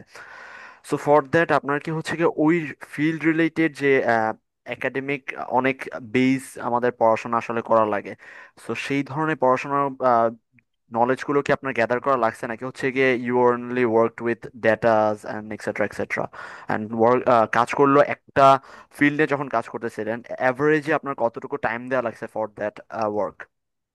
আচ্ছা, এটা খুবই খুবই ভালো একটা কোয়েশ্চেন করছেন। আসলে এইটা নিয়ে দুই ধরনের মিথ আসলে থাকে। একটা মিথ হচ্ছে যে ডোমেইন রিলেটেড নলেজ ছাড়া আপনি সেটা এক্সপ্লোর করতে পারবেন না, এটা একটা মিথ। সেকেন্ড মিথ হচ্ছে শুধু আপনার ML জানলেই আপনি সেই ডোমেইনটা এক্সপ্লোর করতে পারবেন, এটা আরেকটা মিথ। তা আমি বলবো আসলে দুইটা একটা ক্লোজ ইন্টারসেকশন দরকার আপনাকে, এফেক্টিভ বা খুব মানে খুব ইম্প্যাক্টফুল না হলেও মোটামুটি ইম্প্যাক্টফুল কোনো কিছু করার জন্য। আমি আপনাকে একটা এক্সাম্পল দিয়ে বলি। যেমন আমি যতগুলো ফিল্ডে কাজ করছি সবগুলো ফিল্ডের মধ্যে আমি আই উড সাজেস্ট 3টা ফিল্ড সব থেকে ডিস্টিংটিভ, মানে এদের কারোর সাথে কারো কোনো সম্পর্ক নাই। একটা হচ্ছে কম্পিউটেশনাল বা স্পেশাল বায়োলজি, একদম ডিফারেন্ট জিনিস। 2 নম্বর হচ্ছে কোয়ান্টাম মেশিন লার্নিং, আর 3 নম্বরে ধরেন হচ্ছে স্যাটেলাইট ইমেজিং। সো আমার কিন্তু রিমোট সেন্সিং বা স্যাটেলাইট ইমেজিং নিয়ে যে খুব বেশি নলেজ ব্যাপারটা তা না। কিন্তু আমি যখন আসলে দেখলাম যে আমার কাছে স্যাটেলাইট ইমেজিং এর ব্যাপারটা ইন্টারেস্টিং লাগে, আমাকে কিন্তু কিছু প্রি ওয়ার্কআউট করতে হয়েছে। লাইক এই যে আমি আপনাকে বললাম স্যাটেলাইট ইমেজটা কিভাবে কালেক্ট করা হয়, স্যাটেলাইট ইমেজিং এর কয়েকটা ব্যান্ড থাকে। তো এই টাইপের কিছু আসলে এলিমেন্টারি লেভেলের নলেজ আপনার খুব দরকার, নাহলে আসলে আপনি ওই ফিল্ডে কন্ট্রিবিউশন করতে পারবেন না। ML তো জাস্ট একটা মডেল, DL তো জাস্ট একটা ফাংশনের মতো, যে ফাংশনটা দিয়ে আপনি কোনো একটা ডেটাকে প্রেডিক্ট করবেন। সো আপনি যদি ওই ডোমেনের ডেটাগুলো কেমন, ওই ডোমেনের ডেটাগুলো কেন এরকম, এই কোয়েশ্চেনটা যদি আপনি না জানেন, আপনি কি ফাংশনটাকে ডিজাইন করতে পারবেন? আপনাকে DL মানে হচ্ছে বেসিক্যালি একটা ফাংশন ডিজাইন করা, যার ইনপুট আপনি জানেন, আউটপুট আপনি জানেন, তাই না? মানে এক্স আপনি জানেন, ওয়াই আপনাকে জানেন, আপনাকে মাঝের এফএক্সটাকে প্রেডিক্ট করতে হবে বা এফএক্সটাকে আপনাকে ডিজাইন করতে হবে। এখন আপনি যদি এক্স কিরকম সেটা নিয়ে যদি আপনার অ্যাটলিস্ট এলিমেন্টারি লেভেল নলেজ না থাকে, তাহলে কিন্তু আপনি পারবেন না। তার মানে আবার এইটাও না যে আপনি এক্স কি সেটা জানতে গিয়ে আপনি হারায় গেলেন, 2-3 মাস আপনি নাই, যে স্যাটেলাইট ইমেজিং কিভাবে হয়, কিভাবে এটা কালেক্ট করে, এটা ব্যান্ডগুলো কি কি, ব্যান্ড সেপারেশন কিভাবে করে, এটা কিভাবে করে, ওইটা কিভাবে করে। নট লাইক আপনি আপনার ডোমেইনের কাজ, যেমন আপনি কি করতেছেন, স্যাটেলাইট ইমেজ সেগমেন্টেশন করতেছেন, তাহলে আপনার সেগমেন্টেশন নিয়ে একটা নলেজ লাগবে। সেগমেন্টেশন কি? দ্যাট ইজ একটা ইমেজের প্রত্যেকটা পিক্সেলকে আইদার 0 অথবা 1 দিয়ে রিপ্লেস করা। আপনি সেগমেন্টেশন নিয়ে বেসিক নলেজটা পেয়ে গেলেন, এটা কিভাবে পাইথনে করে আপনি জানলেন। দেন আপনার কাছে আসলো স্যাটেলাইট ইমেজ। আপনি দেখলেন স্যাটেলাইট ইমেজগুলো রেজুলেশন নর্মাল ইমেজের থেকে বেশি। আপনি এটা নিয়ে স্টাডি করে দেখলেন যে কেন বেশি। আপনি বুঝতে পারলেন এটা অনেক দূর থেকে কালেক্ট করা হয় এবং অনেকগুলো ব্যান্ড নিয়ে কালেক্ট করা হয়। তো এবার আপনি দেখলেন যে ব্যান্ড আসলে কি, কিভাবে আসলে রিমোট সেন্সিং, মানে নর্মাল ইমেজ ক্যাপচার না বলে আমি এটাকে রিমোট সেন্সিং বলতেছি। তখন আপনি দেখবেন যে আসলে আপনি একটা ওয়েভলেন্থ পাঠান, সেটা রিফ্লেক্ট হয়ে আসে, এই জন্য ডিফারেন্ট ডিফারেন্ট ব্যান্ড আপনারা ক্যাপচার করেন। দেন আপনি দেখলেন যে নর্মাল ইমেজগুলোকে রিসাইজ করলেই হয়, বা স্যাটেলাইট ইমেজিংকে রিসাইজ করলে হয় না। সেটা কেন? তখন আপনি দেখলেন যে আপনার কাছ থেকে স্পেশাল ইনফরমেশন হারায় যায়। এই জন্য আপনি কি করেন, আপনি ক্রপ করে করে আপনি ইমেজগুলোকে প্যাচে কনভার্ট করে ফেলে। তো এই এলিমেন্টারি নলেজটুকু যদি আপনার না থাকে তখন কিন্তু আসলে আপনি ফাংশনটাকে ডিজাইন করতে পারবেন না। বাট এই এলিমেন্টারি নলেজটা, এইটা 7 দিন বা আপনার উইদিন 15 ডেতে বেশি এই এলিমেন্টারি নলেজে ডিগ ইন করাটা আমি প্রেফার করি না। তাহলে যেটা হবে যে আপনি আসলে হারায় যাবেন, যে আপনি আসলে আর উপরে উঠে আসতে পারবেন না যে আপনার আসলে কি করতে হবে। আর এর জন্য রিসার্চের ক্ষেত্রে মেন্টর বা সুপারভাইজার অনেক ক্রুশিয়াল একটা রোল প্লে করে। সে আপনাকে যখন ডিপে যাইতে হবে আপনাকে বলবে যে লাইক হ্যাঁ তুমি আসলে দেখো যে স্যাটেলাইট ইমেজের ক্ষেত্রে কেন এতগুলো ব্যান্ড থাকে, কেন আমি রিসাইজ করার থেকে ক্রপ করলে কেন আমার ইনফরমেশন ভালো প্রিজার্ভ হয়। তো এই ক্ষেত্রে আসলে মেন্টর বা সুপারভাইজার আপনাকে খুবই স্ট্রং একটা গাইড করবে। তো এটা খুবই দরকার রিসার্চের ক্ষেত্রে, আমি যেটা বলবো একটা ভালো গাইডেন্সের আন্ডারে থাকা। নাহলে আপনি কোনো কিছু নিয়ে খুব বেশি ডিগ ইন করতে পারেন, আবার কোনো কিছু আপনি ইম্পর্টেন্সই দিলেন না, যার কারণে আপনি দেখলেন যে আপনি ইম্প্যাক্টফুল কাজ করতে পারতেছেন না। তো এটা আপনাকে যেটা বললাম, same goes for quantum ML. আর অ্যান্ড আমি অলওয়েজ দেখা যাচ্ছে কোনো কাজ যেমন কোয়ান্টাম এমএল স্টার্ট করার আগে আমি অনিম স্যারের সাথে কথা বলি, আমার মেন্টর যিনি বলতে পারেন রিসার্চের ক্ষেত্রে, যে স্যার আমি কোয়ান্টাম এমএল স্টার্ট করতে চাই, আমার কোয়ান্টামের নলেজ নাই, এমএল এর নলেজ আছে। স্যার বললো তুমি কিউবিট কি এটা দেখো, কিউবিট কিভাবে আমরা ম্যানিপুলেট করতে পারি এটা দেখো, ডেটা এনকোডিং কি এটা দেখো, অ্যান্ড কিভাবে আমরা ক্লাসিক্যাল ডেটা থেকে কোয়ান্টাম ডেটাতে এনকোড করি এটা দেখো। এই 4টা জিনিস দেখে তুমি আমাকে জানাও। আমি দেখছি, দেখে স্যারকে বলছি, স্যার আমাকে কিছু কোয়েশ্চেন করছে আমি বলতে পারছি। দেন বলছো ওকে তুমি এবার এই গিটহাবটা দেখে দেখে দেখো ওনাদের ডাটা সেটটাকে তুমি এই ডাটা রান দিতে পারো কিনা। তো দেন আমি রান দিতে পারছি। অ্যান্ড দেন কিন্তু আমি আমার এমএল এর নলেজ অ্যাপ্লাই করে আমার কিউএমএল এর ওপর কিন্তু আমার 2টা পাবলিকেশন হয়েছে। সো ব্যাপারটা ওটা এরকম যে লাইক আপনাকে কিছু নলেজ লাগবে, বাট দ্যাট ডাজেন্ট মিন যে সেটাকে আপনাকে একদম 2-3 মাস ধরে স্টাডি করতে হবে। হ্যাঁ আপনি করবেন যদি আপনি সেটা নিয়েই পিএইচডি করতে চান, যদি কোয়ান্টাম এমএল আপনার আসলে পিএইচডি টপিক হয়, বা আপনার 6 থেকে 7 মাস একটা ফান্ডেড প্রজেক্ট হয়। আর শুধুমাত্র আপনি এমএল জানেন বাট আপনি ওই ডোমেনে কোনো নলেজ রাখলেনই না, তাও আপনি ইম্প্যাক্টফুল কিছু করতে পারবেন না, কজ আপনাকে ওই ডোমেনের নলেজটা দরকার, ওই ডেটাটার টাইপ, ওই ডেটাটাকে ম্যানিপুলেট করতে হলে কিরকম ট্রান্সফরমেশন বা কিরকম ফাংশন অ্যাপ্লাই করতে হবে, এই নলেজটা আপনার জন্য খুব দরকার। আমি কি বুঝাতে পারছি ক্লিয়ারলি? মানে এটা সোললি কিন্তু আমার পার্সপেক্টিভ, এন্ড এটা আমি নিজে আমার রিয়েল লাইফে এটা অ্যাপ্লাই করি। আমি সেইখান থেকে বললাম, এখানে কিন্তু ওপিনিয়নে ডিফারেন্ট থাকতে পারে পার্সন টু পার্সন। জি স্যার, বুঝতে পারছি, thank you sir. Welcome.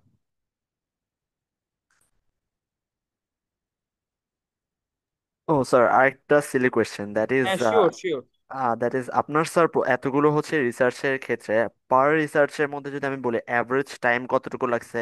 I mean দো এটা টপিক টু টপিক ভ্যারি করতে পারে, হচ্ছে কি এটা এইটা এইটা আমার বেশি টাইম লাগছে, এটা কম লাগছে, বাট অ্যাভারেজে কতটুকু টাইম লাগছে, অ্যান্ড সেটার জন্য আমার ডেডিকেশন কিরকম লেভেলে দিতে হয়েছে আপনার?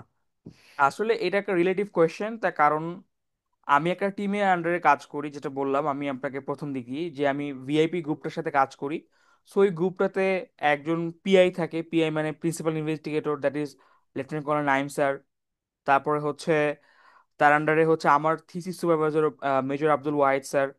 তারপর আমি and আমার ওয়াইফ, ও নিজেও এই ল্যাবে কাজ করে, এই গ্রুপের সাথে কাজ করে।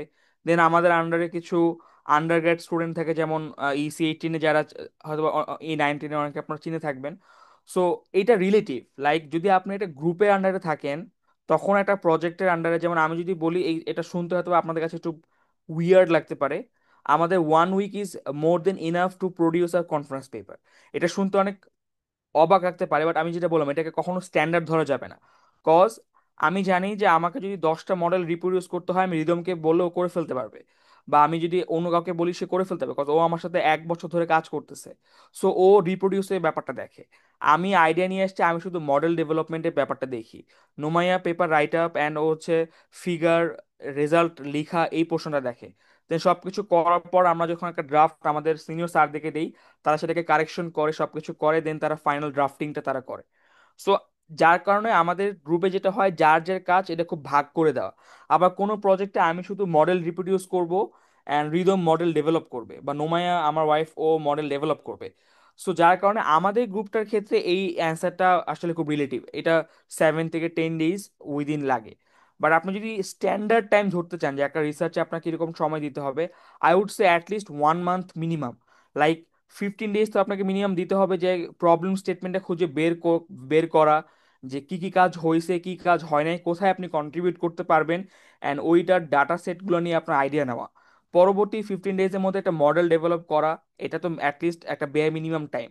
যে যে মডেলটা অলরেডি আছে সেটাকে আনা, রিপ্রোডিউস করা, ওইটার রেজাল্ট কেন পেপারের মতো আসতেছে না সেটাকে দেখা, বারবার ফাইন টিউন করা। তারপর যখন দেখবেন যে না পেপারের রেজাল্ট এবং আপনার রেজাল্ট ম্যাচ করে গেছে, এবার আপনি আপনার আইডিয়াটাকে ইমপ্লিমেন্ট করতে যাবেন, সেটার জন্য আপনাকে প্রচুর ফাইন টিউন করতে হবে।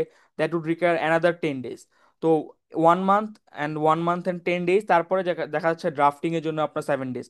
তো ইনিশিয়ালি আমি বলবো যে আপনার একটা পেপারের জন্য আপনার 1.5 মাসের মতো ধরে রাখা উচিত, 1.5 থেকে 2 মাস, উইদিন সুপারভিশন। আমি যেটা আবারও বলতেছি, আমি এটা এটা নিয়ে কিন্তু খুব স্ট্রিক্টলি বলি, আন্ডার সুপারভিশন, বিকজ এইখানে আপনারা ভুল পথে গাইডেড হতে পারেন।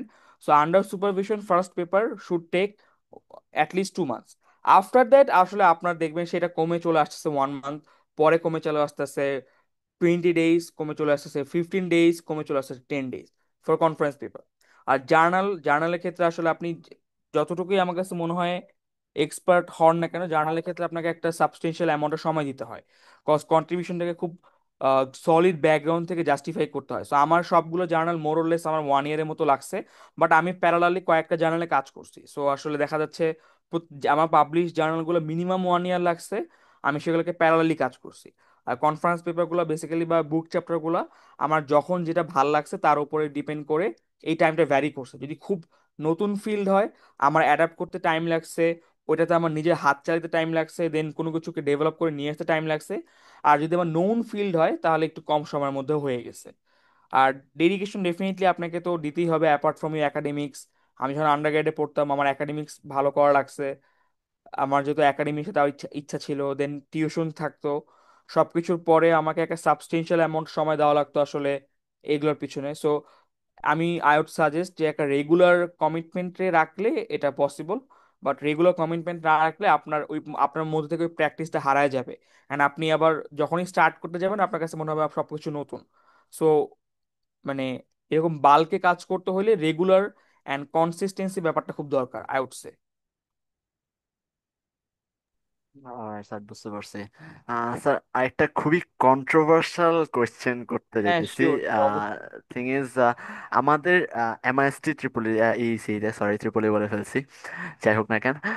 সো আমাদের ইসিতে যে জিনিসটা আমি ফিল করতেছি পার্সোনালি, দ্যাট ইজ আমাদের রিসার্চের টপিকগুলো হয়তো একটু একটা ব্যারিয়ারের মধ্যে। সো আমি যদি আউট অফ দ্য বক্স যেতে চাই, ইন দ্যাট কেস আমি হচ্ছে সুপারভিশনটা অথবা গাইডেন্সটা কিভাবে পেতে পারি? আমি বুঝতে পারছি আসলে আপনার কোয়েশ্চেনটা। এখন টু বি অনেস্ট, আহ এই ক্ষেত্রে আমি বলবো আপনাকে কোলাবোরেটিভ নেচারটা অ্যান্ড আপনার communication skill to connect with others এটা আপনাকে বাড়াতে হবে, ঠিক আছে?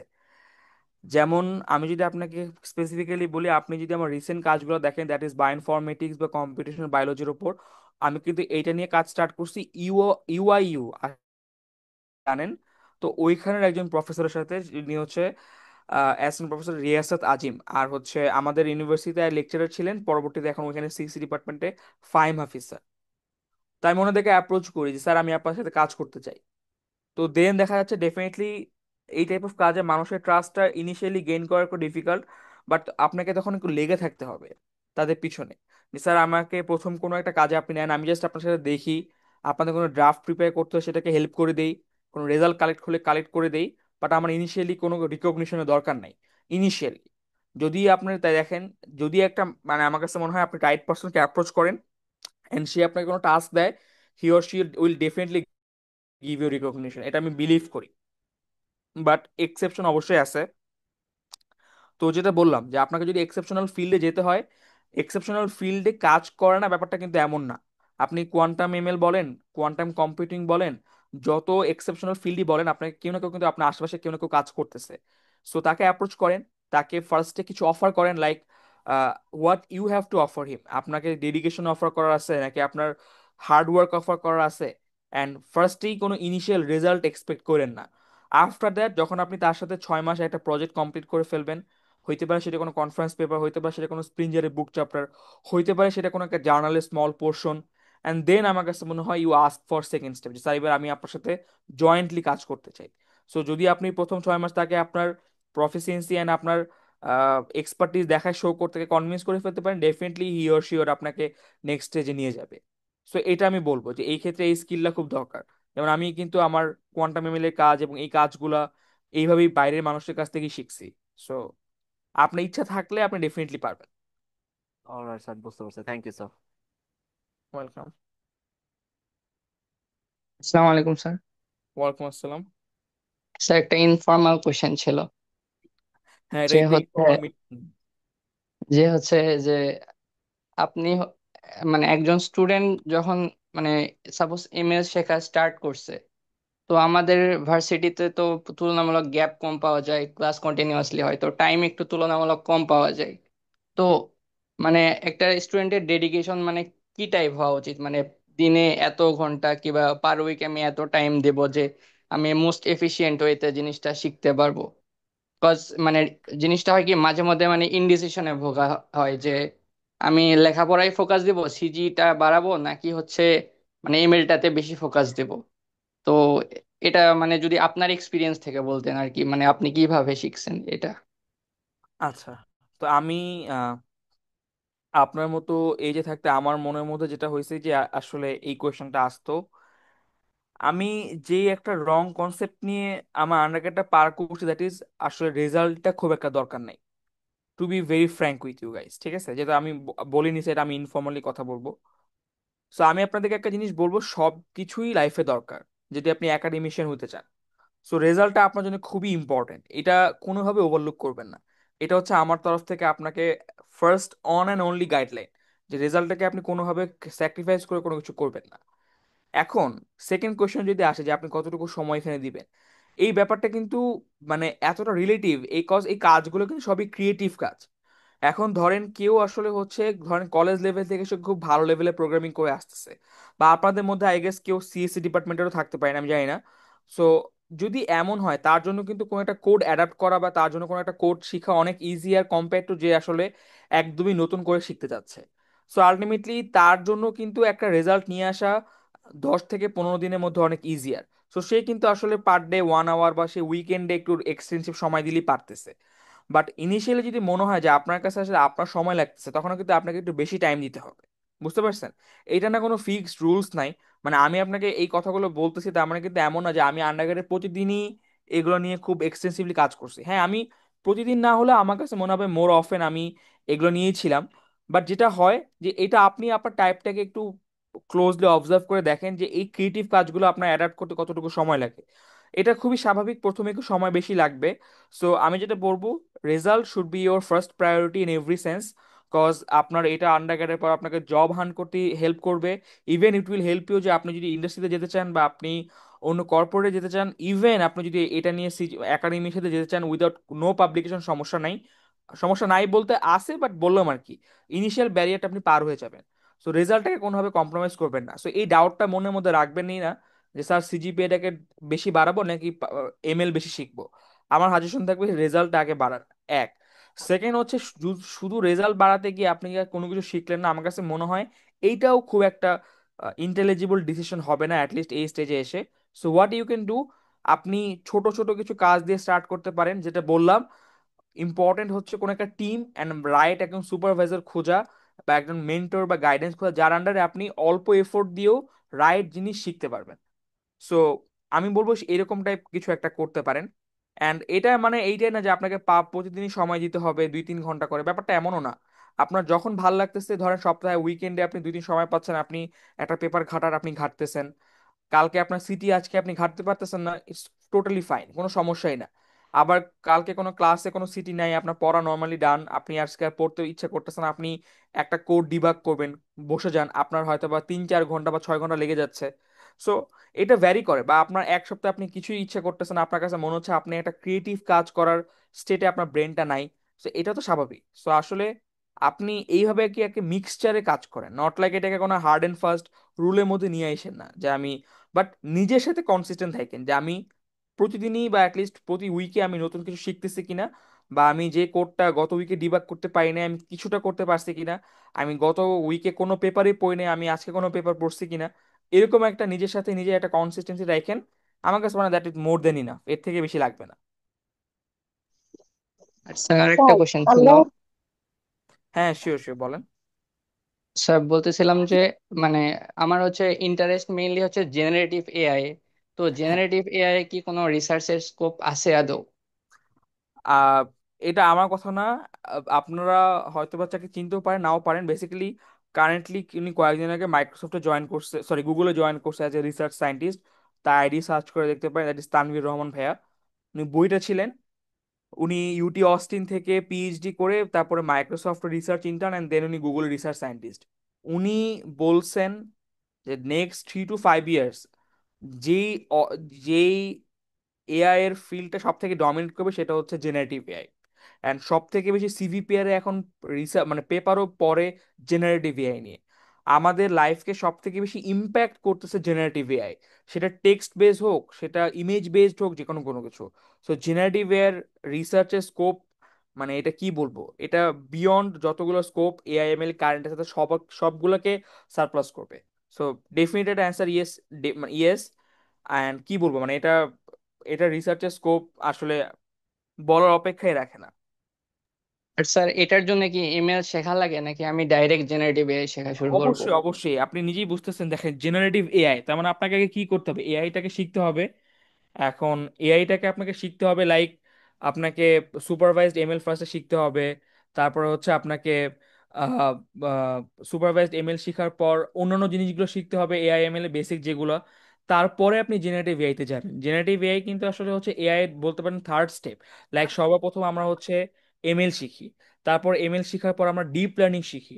ডিপ লার্নিং শেখার পর ধরেন আমরা হচ্ছে এনএলপি শিখি, যেটা আসলে টেক্সট বেস বা ট্রান্সফর্মার বা এরকম টাইপ। তারপর আমরা জেনারেটিভ এআই দিকে যাই। সো আপনি এমএল শিখা ছাড়া জেনারেটিভ এআই কখনোই শিখতে পারবেন না। আর যদি আপনি শিখেন তার মানে আপনি বুঝতে হবে যে আপনি রংটা শিখতেছেন। তো আপনাকে এর আগে ডেফিনেটলি এআই মানে বেসিক এআই খুবই আচ্ছা, স্ট্রং। বাজারে অনেক কোর্স দেখি তো যে ইমেল শেখা লাগে না, মানে না না, ডাইরেক্ট জাম্প করে আর কি। আমি আমি এটা কখনোই সাপোর্ট করবো না। আচ্ছা, thank at least you sir sir. আমি বলতে পারি এই বিষয়ে আমি খুবই ক্লিয়ার। আপনি এআইএমএল শিখে জেনারেটিভ এআই শিখতে গেলে ইটস টোটালি রং। আচ্ছা স্যার, থ্যাংক ইউ। হ্যাঁ, স্যার আরেকজন মনে কোশ্চেন করতে। হ্যাঁ। জি স্যার, আমাদের রেজাল্টটা স্যার আমরা অ্যারাউন্ড মানে কিরকম রেঞ্জের মধ্যে রাখা উচিত? সিজিপিএ যেটা ধরেন পরবর্তীতে একাডেমিক এর দিকে যদি যাই, ধরেন ফ্যাকাল্টি প্লাস রিসার্চ বা অন্য যে কোনো ক্ষেত্রে, মানে আমার সিজিটা অ্যারাউন্ড কিরকম টার্গেট থাকা উচিত? অ্যাগেন আসলে এই সবগুলো কোশ্চেনের অ্যান্সারই খুব রিলেটিভ। যেমন আমি যদি আপনাকে বলি, আমার রিসেন্টলি আমার 4জন ফ্রেন্ড, আমার ব্যাচমেট, যারা আসলে they are going for pursuing their PhD in US, full funded. So they all have different spectrum of CGPAs. ঠিক আছে, দুজনের সিজিপিএ অ্যাভাভ 3.97, একজন অ্যাভাভ 3.8, একজন অ্যাভাভ 3.3। আমি বুঝাতে পারছি? সো বোথ স্পেকট্রামে মানে আপনার, সো এইটা আসলে কোনো সলিড অ্যান্সার তো নাই, বাট আমি বলবো যে অ্যাটলিস্ট আমি যে রিকোয়ারমেন্টগুলো অনেকগুলো ইউনিভার্সিটিতে দেখি, প্লাস আমার কাছে নিজের কাছে মনে হয়েছে যে 7.5টা আসলে একটা খুব সেফ জোন। মানে আপনি অ্যাটলিস্ট এটা করলে যেটা হবে, যে অনেক ইউনিভার্সিটিগুলো যেটা হয় যে আপনার জিআরইটাকে তারা ওয়েভ করে দেয় if your CGPA 3.7 and অ্যাভাব। So আমি বলবো 7.5 এটা একটা সেফ জোন, যদি কোনো কারণে আপনার রিসার্চ ব্যাকগ্রাউন্ড অত স্ট্রং না হয়, at least you will good to go. আর যদি আরো বেটার রাখতে পারেন, আরো ভালো। মানে আমি বলবো যে try for the best, but at least 7.5-এর নিচে না নামাটা আমি বলবো যে অ্যাটলিস্ট কারেন্ট কনটেক্সটে বেটার। সবাই এখন অনেক বেশি ভালো করতেছেন। ইন্ডিয়ান চাইনিজ এদের সাথে আসলে কম্পিট করতে হলে আমাদের সব দিক দিয়ে ভালো থাকা লাগবে। আমি বুঝতে পারছি। জি স্যার। আর স্যার আমাদের ল্যাঙ্গুয়েজ স্কিল গুলা কিরকম দরকার? যে ধরেন কি কি দিতে হয়, জিআরইর জন্য টার্গেট করবো নাকি আইস টার্গেট করবো, আর টোফেল বা এগুলাতে স্কোর কিরকম থাকতে হয়, এটা নিয়ে যদি একটু idea দিতেন। আমার কাছে মনে হয় আইএলস এর জন্য সবগুলো ইউনিভার্সিটি মিনিমাম রিকোয়ারমেন্ট হচ্ছে 6.5, যেখানে কোনো ব্যান্ড স্কোর আপনার 6-এর নিচে থাকতে পারবে না। আর টোয়েফলেরটা আমি জানি না, আমি টোয়েফল দিই না, আমি আইএলস দিছি। আর জিআরই ব্যাপারটা হচ্ছে যে আসলে জিআরইতে অ্যাভারেজ স্কোর হচ্ছে 310। সো আসলে জিআরই ব্যাপারটা আমি আমি জিআরই দেওয়াটা তখনই সাপোর্ট করি যদি আসলে আপনার সিজিপিএ একটু খারাপ হয় আর আপনার রিসার্চে কোনো ক্যারিয়ার না থাকে। বাট এখন আসলে ম্যাক্সিমাম ইউনিভার্সিটি বা যেসব ইউনিভার্সিটির সাথে আমি কথা বলা ট্রাই করতেছি, তারা সবাই আমাকে বলতেছে অ্যাটলিস্ট সিএস ডিপার্টমেন্ট বা electrical department they are voting যে জিআইটাকে তারা রিমুভ করে দিতে। সো ওই এক্সপিরিয়েন্স থেকে বলতে পারবো যে জিআইটা না পার্সু করে আপনি বেটার যদি কোনো ভালো রিসার্চ আপনি পার্সু করতে পারেন ওই সেম অ্যামাউন্ট অফ এফোর্ট দিয়ে। বাট স্টিল যদি মনে হয় আপনার সিজিপিএটা একটু খারাপ হয়ে গেছে আন্ডার গ্রেডে আর আপনি এটা কভার আপ করতে চান, then please go for GRE at least.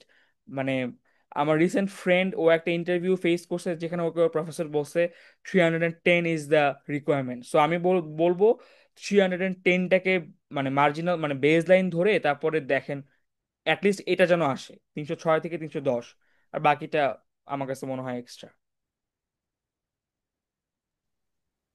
Okay sir, thank you sir.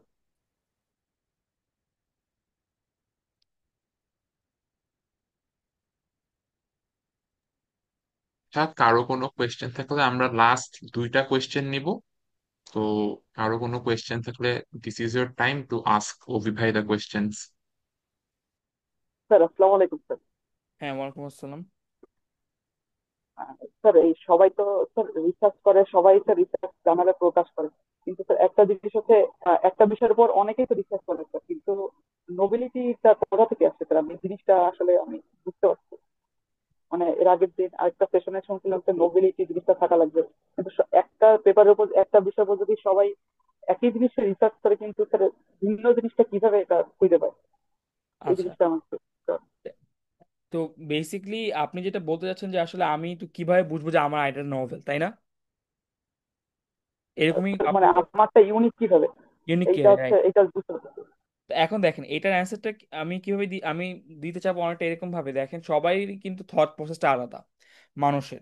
তার মানে এইটা না যে আসলে আপনি যেভাবে চিন্তা করতেছেন অন্য কেউ সেভাবে চিন্তা করে না, এইটাকে মনে করাটা আমার কাছে মনে হয় বোকামি। বাট আমার কাছে মনে হয় যে যেটা আসলে সেফ অপশন দ্যাট ইজ আপনি আগে আপনার এক্সিস্টিং লিটারেচারটাকে খুব সুন্দর মতো এক্সটেন্সিভলি স্টাডি করবেন। এটা হচ্ছে এক নম্বর টাস্ক। ঠিক আছে? আপনি যেই ফিল্ডে কাজ করতে চান ওই ফিল্ডে আপনি আপনার লিটারেচারগুলোকে খুব এক্সটেন্সিভলি স্টাডি করবেন।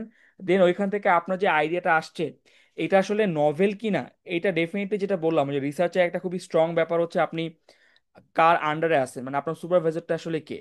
অ্যান্ড দেন আমার কাছে মনে হয় এইটা নভেলটিটা চেক করার জন্যই কিন্তু ফার্দার হচ্ছে আপনি কোনো কনফারেন্সে দিচ্ছেন যে আপনি এইটা আপনি এইটা ফাইন্ডিংস পাইছেন, আপনি দেখেন এটা কেমন। দেন কিন্তু রিভিউরাই আপনাকে বলবে যে না আমি এরকম কাজ তো আরো দেখছি, তোমারটা নভেল না, বা তুমি নভেলটি আরো বারো বা কোনো কিছু। সো আসলে এইটা নিয়ে আসলে না বোদার হওয়ার কোনো কিছু নাই। যে আমি যেটা চিন্তা করছি আপনি আপনার কনটেক্সটটা দেখবেন যে আপনি ধরেন 20টা পেপার পড়ছেন কোন একটা কারেন্ট টপিকে, অ্যান্ড 20টা মানে পড়ার পর আপনার কাছে মনে হয়েছে যে লাইক যে না স্যার আমি মনে হয়েছে 20টা পেপারের মধ্যে এই গ্যাপটা আমি কমনলি পাইছি এবং এই গ্যাপটা আমি অ্যাড্রেস করতে চাই। That is more than enough আপনার কাজ শুরু করার জন্য। এইটা আপনার ইনিশিয়ালি মাথায় নেওয়ার কোনো দরকারই নেই যে এই সিমিলার ভাবে কি অন্য কেউ চিন্তা করতেছে কিনা। কোনো না কোনো জায়গাতে কেউ না কেউ আপনার মতো চিন্তা করলেও সেটা আসলে 90 মানে 100% আপনার মতো হবে না। So discuss this with your supervisors যে স্যার আমি এইটা স্টাডি করছি, আমার কাছে এই গ্যাপটা মনে হয়েছে, আমি এটাকে এইভাবে অ্যাড্রেস করতে চাই। অ্যান্ড দেন তার গাইডেন্স অনুযায়ী আপনারা একটা পেপার মানে ড্রাফটটাকে প্রিপেয়ার করেন, সাবমিট করেন, মাথার মধ্যে এই চিন্তাটা না নিয়ে লাইক যে হচ্ছে এটাকে অন্য কেউ কাজ করতেছে কিনা। এরপরও যদি কনফ্লিক্ট হয়ে যায়, অনেক সময় হতেই পারে, তখন সেটা ওই রিভিউয়ারই আপনাকে বলে দিবে যে না আপনার মতো সিমিলার কাজ আমি দেখছি, সো এটা একসেপ্ট আমি করবো না। দেন আপনি তো বুঝেই গেছেন যে না এইভাবে কাজ করলে হবে না, আপনাকে অন্য ওয়েতে যাইতে হবে। সো ওইটা আর কি অনেক পরের স্টেপ, এটা নিয়ে আপনি আর্লি আসলে চিন্তা করেন না। আপনি আপনার কনটেক্সটে চিন্তা করেন যে আপনি একটা গ্যাপ খুঁজে বের করতে পারছেন কিনা, অ্যান্ড সেই গ্যাপ অনুযায়ী আপনি এটাকে অ্যাড্রেস করতে পারছেন কিনা। এটা আপনার প্রাইমারি অবজেক্টিভ এন্ড আপনার প্রাইমারি ফোকাস হওয়া উচিত। বুঝতে পারছেন? জি স্যার, বুঝতে পারছি।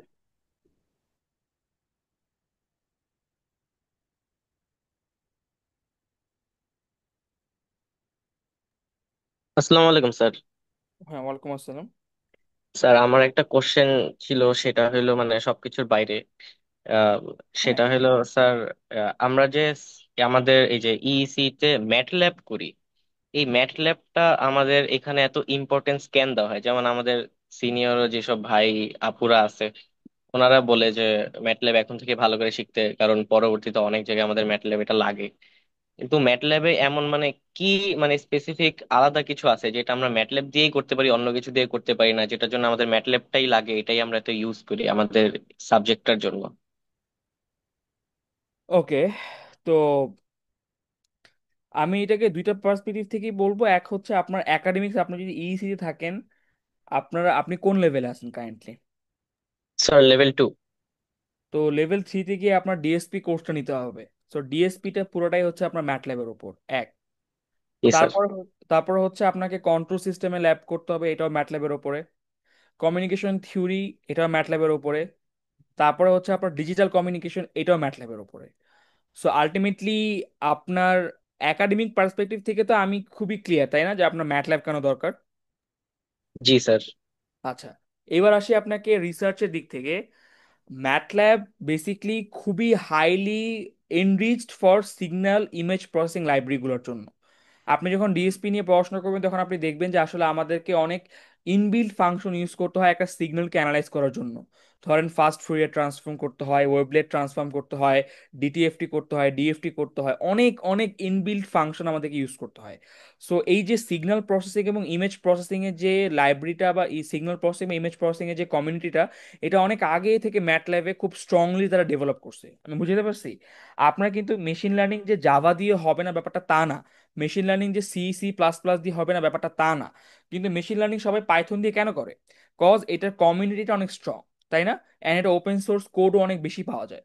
সো ম্যাটল্যাবের ক্ষেত্রে বেসিক্যালি এই দুইটা domain, speech speech processing, signal processing, image processing, and এ বাদে কমিউনিকেশনের যে সিমুলেশনগুলো এনভায়রনমেন্টাল সিমুলিংকে, তার জন্য তো আসলে ম্যাটল্যাবের বাইরে কেউ নাই।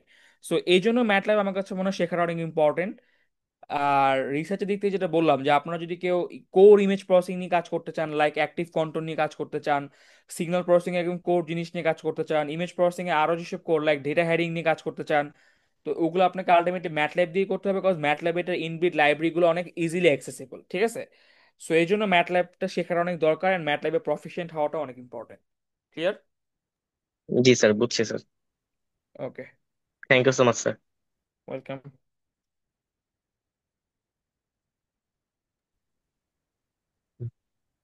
Thank you, Obi Bhai, for your wonderful insights. On behalf of IEEE MIC Student Bunch, we show our heartfelt gratitude যে আপনি আপনার টাইম দিয়েছেন আর আমাদের এতগুলো কোয়েশ্চেন এন্ড অ্যান্সার করেছেন। Thank you. আপনার এই ইনসাইটস গুলা আমি আশা করি আমাদের সবার জন্য ফিউচারে যেই ফিল্ডেই যাই আমাদের কাজে লাগবে। সো তার জন্য thank you.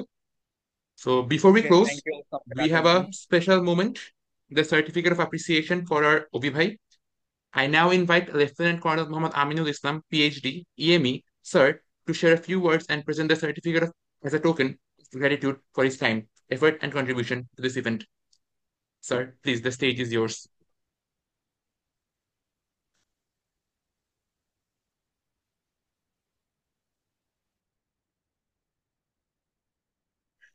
Thank you. Actually, we already listened to a very good speaker who started from the beginning and shared his journey at MIST, how he developed his research profile from level 1 to now as a faculty of MIST. So I believe today I have seen that students of level 1, 2, and I think final year students also joined. So those who are in level 1 and 2, today's event will be very much fruitful and motivating for them. That how to uh, start the journey and how to get involved, how what is the importance of publication, and how we can start our research, how we reach our target or research goal, how we can wait.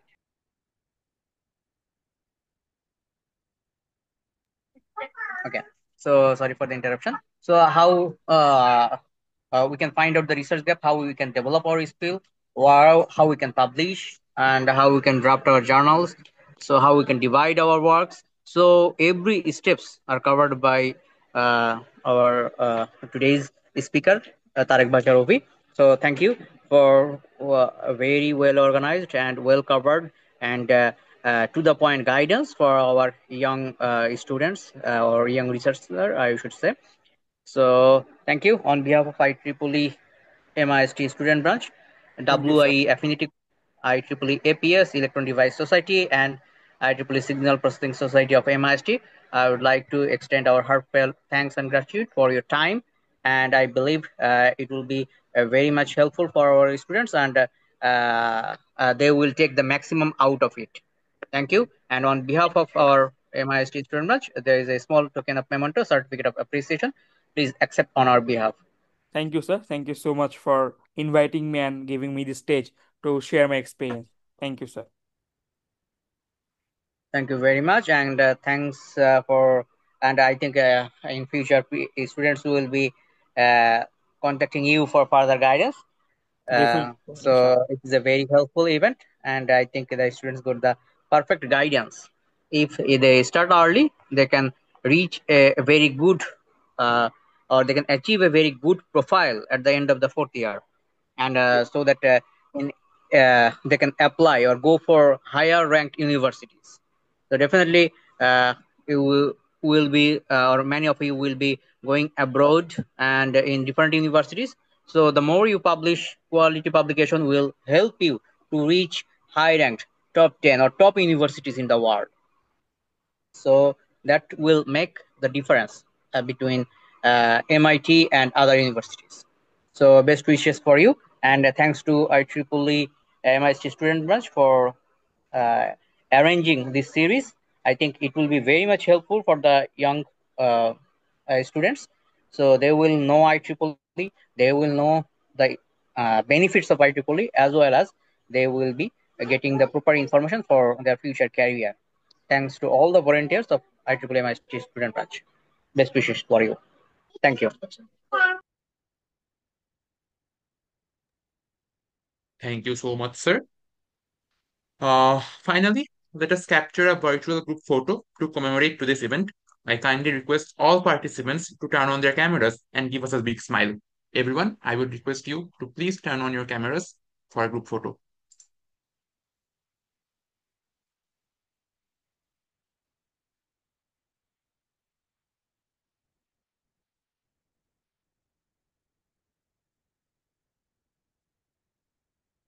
Thank you everyone. আরেকটা জিনিস বলি, যারা register করেছিলে, তোমাদের chat বক্সে একটা দেওয়া হয়েছে, লিঙ্ক দেওয়া হচ্ছে, ওখানে যে প্লিজ ফিল আপ করো, তাহলে তোমরা হচ্ছে গিয়ে সার্টিফিকেটটা পাবে of participation. Finally, I would like to conclude this session. Before that, again, I express my heartfelt gratitude to Ovi Bhai. Bhai, thank you so much for taking your time and guiding us today. It was a wonderful session, and I hope আমরা যারা level 1 2 3 তে আছি তারা ফিউচারে আপনার সাথে কাজ করতে পারবো, আপনাকে অ্যাপ্রোচ করতে পারবো easily. So thank you very much. Have a wonderful evening, everyone. Good night and assalamu alaikum.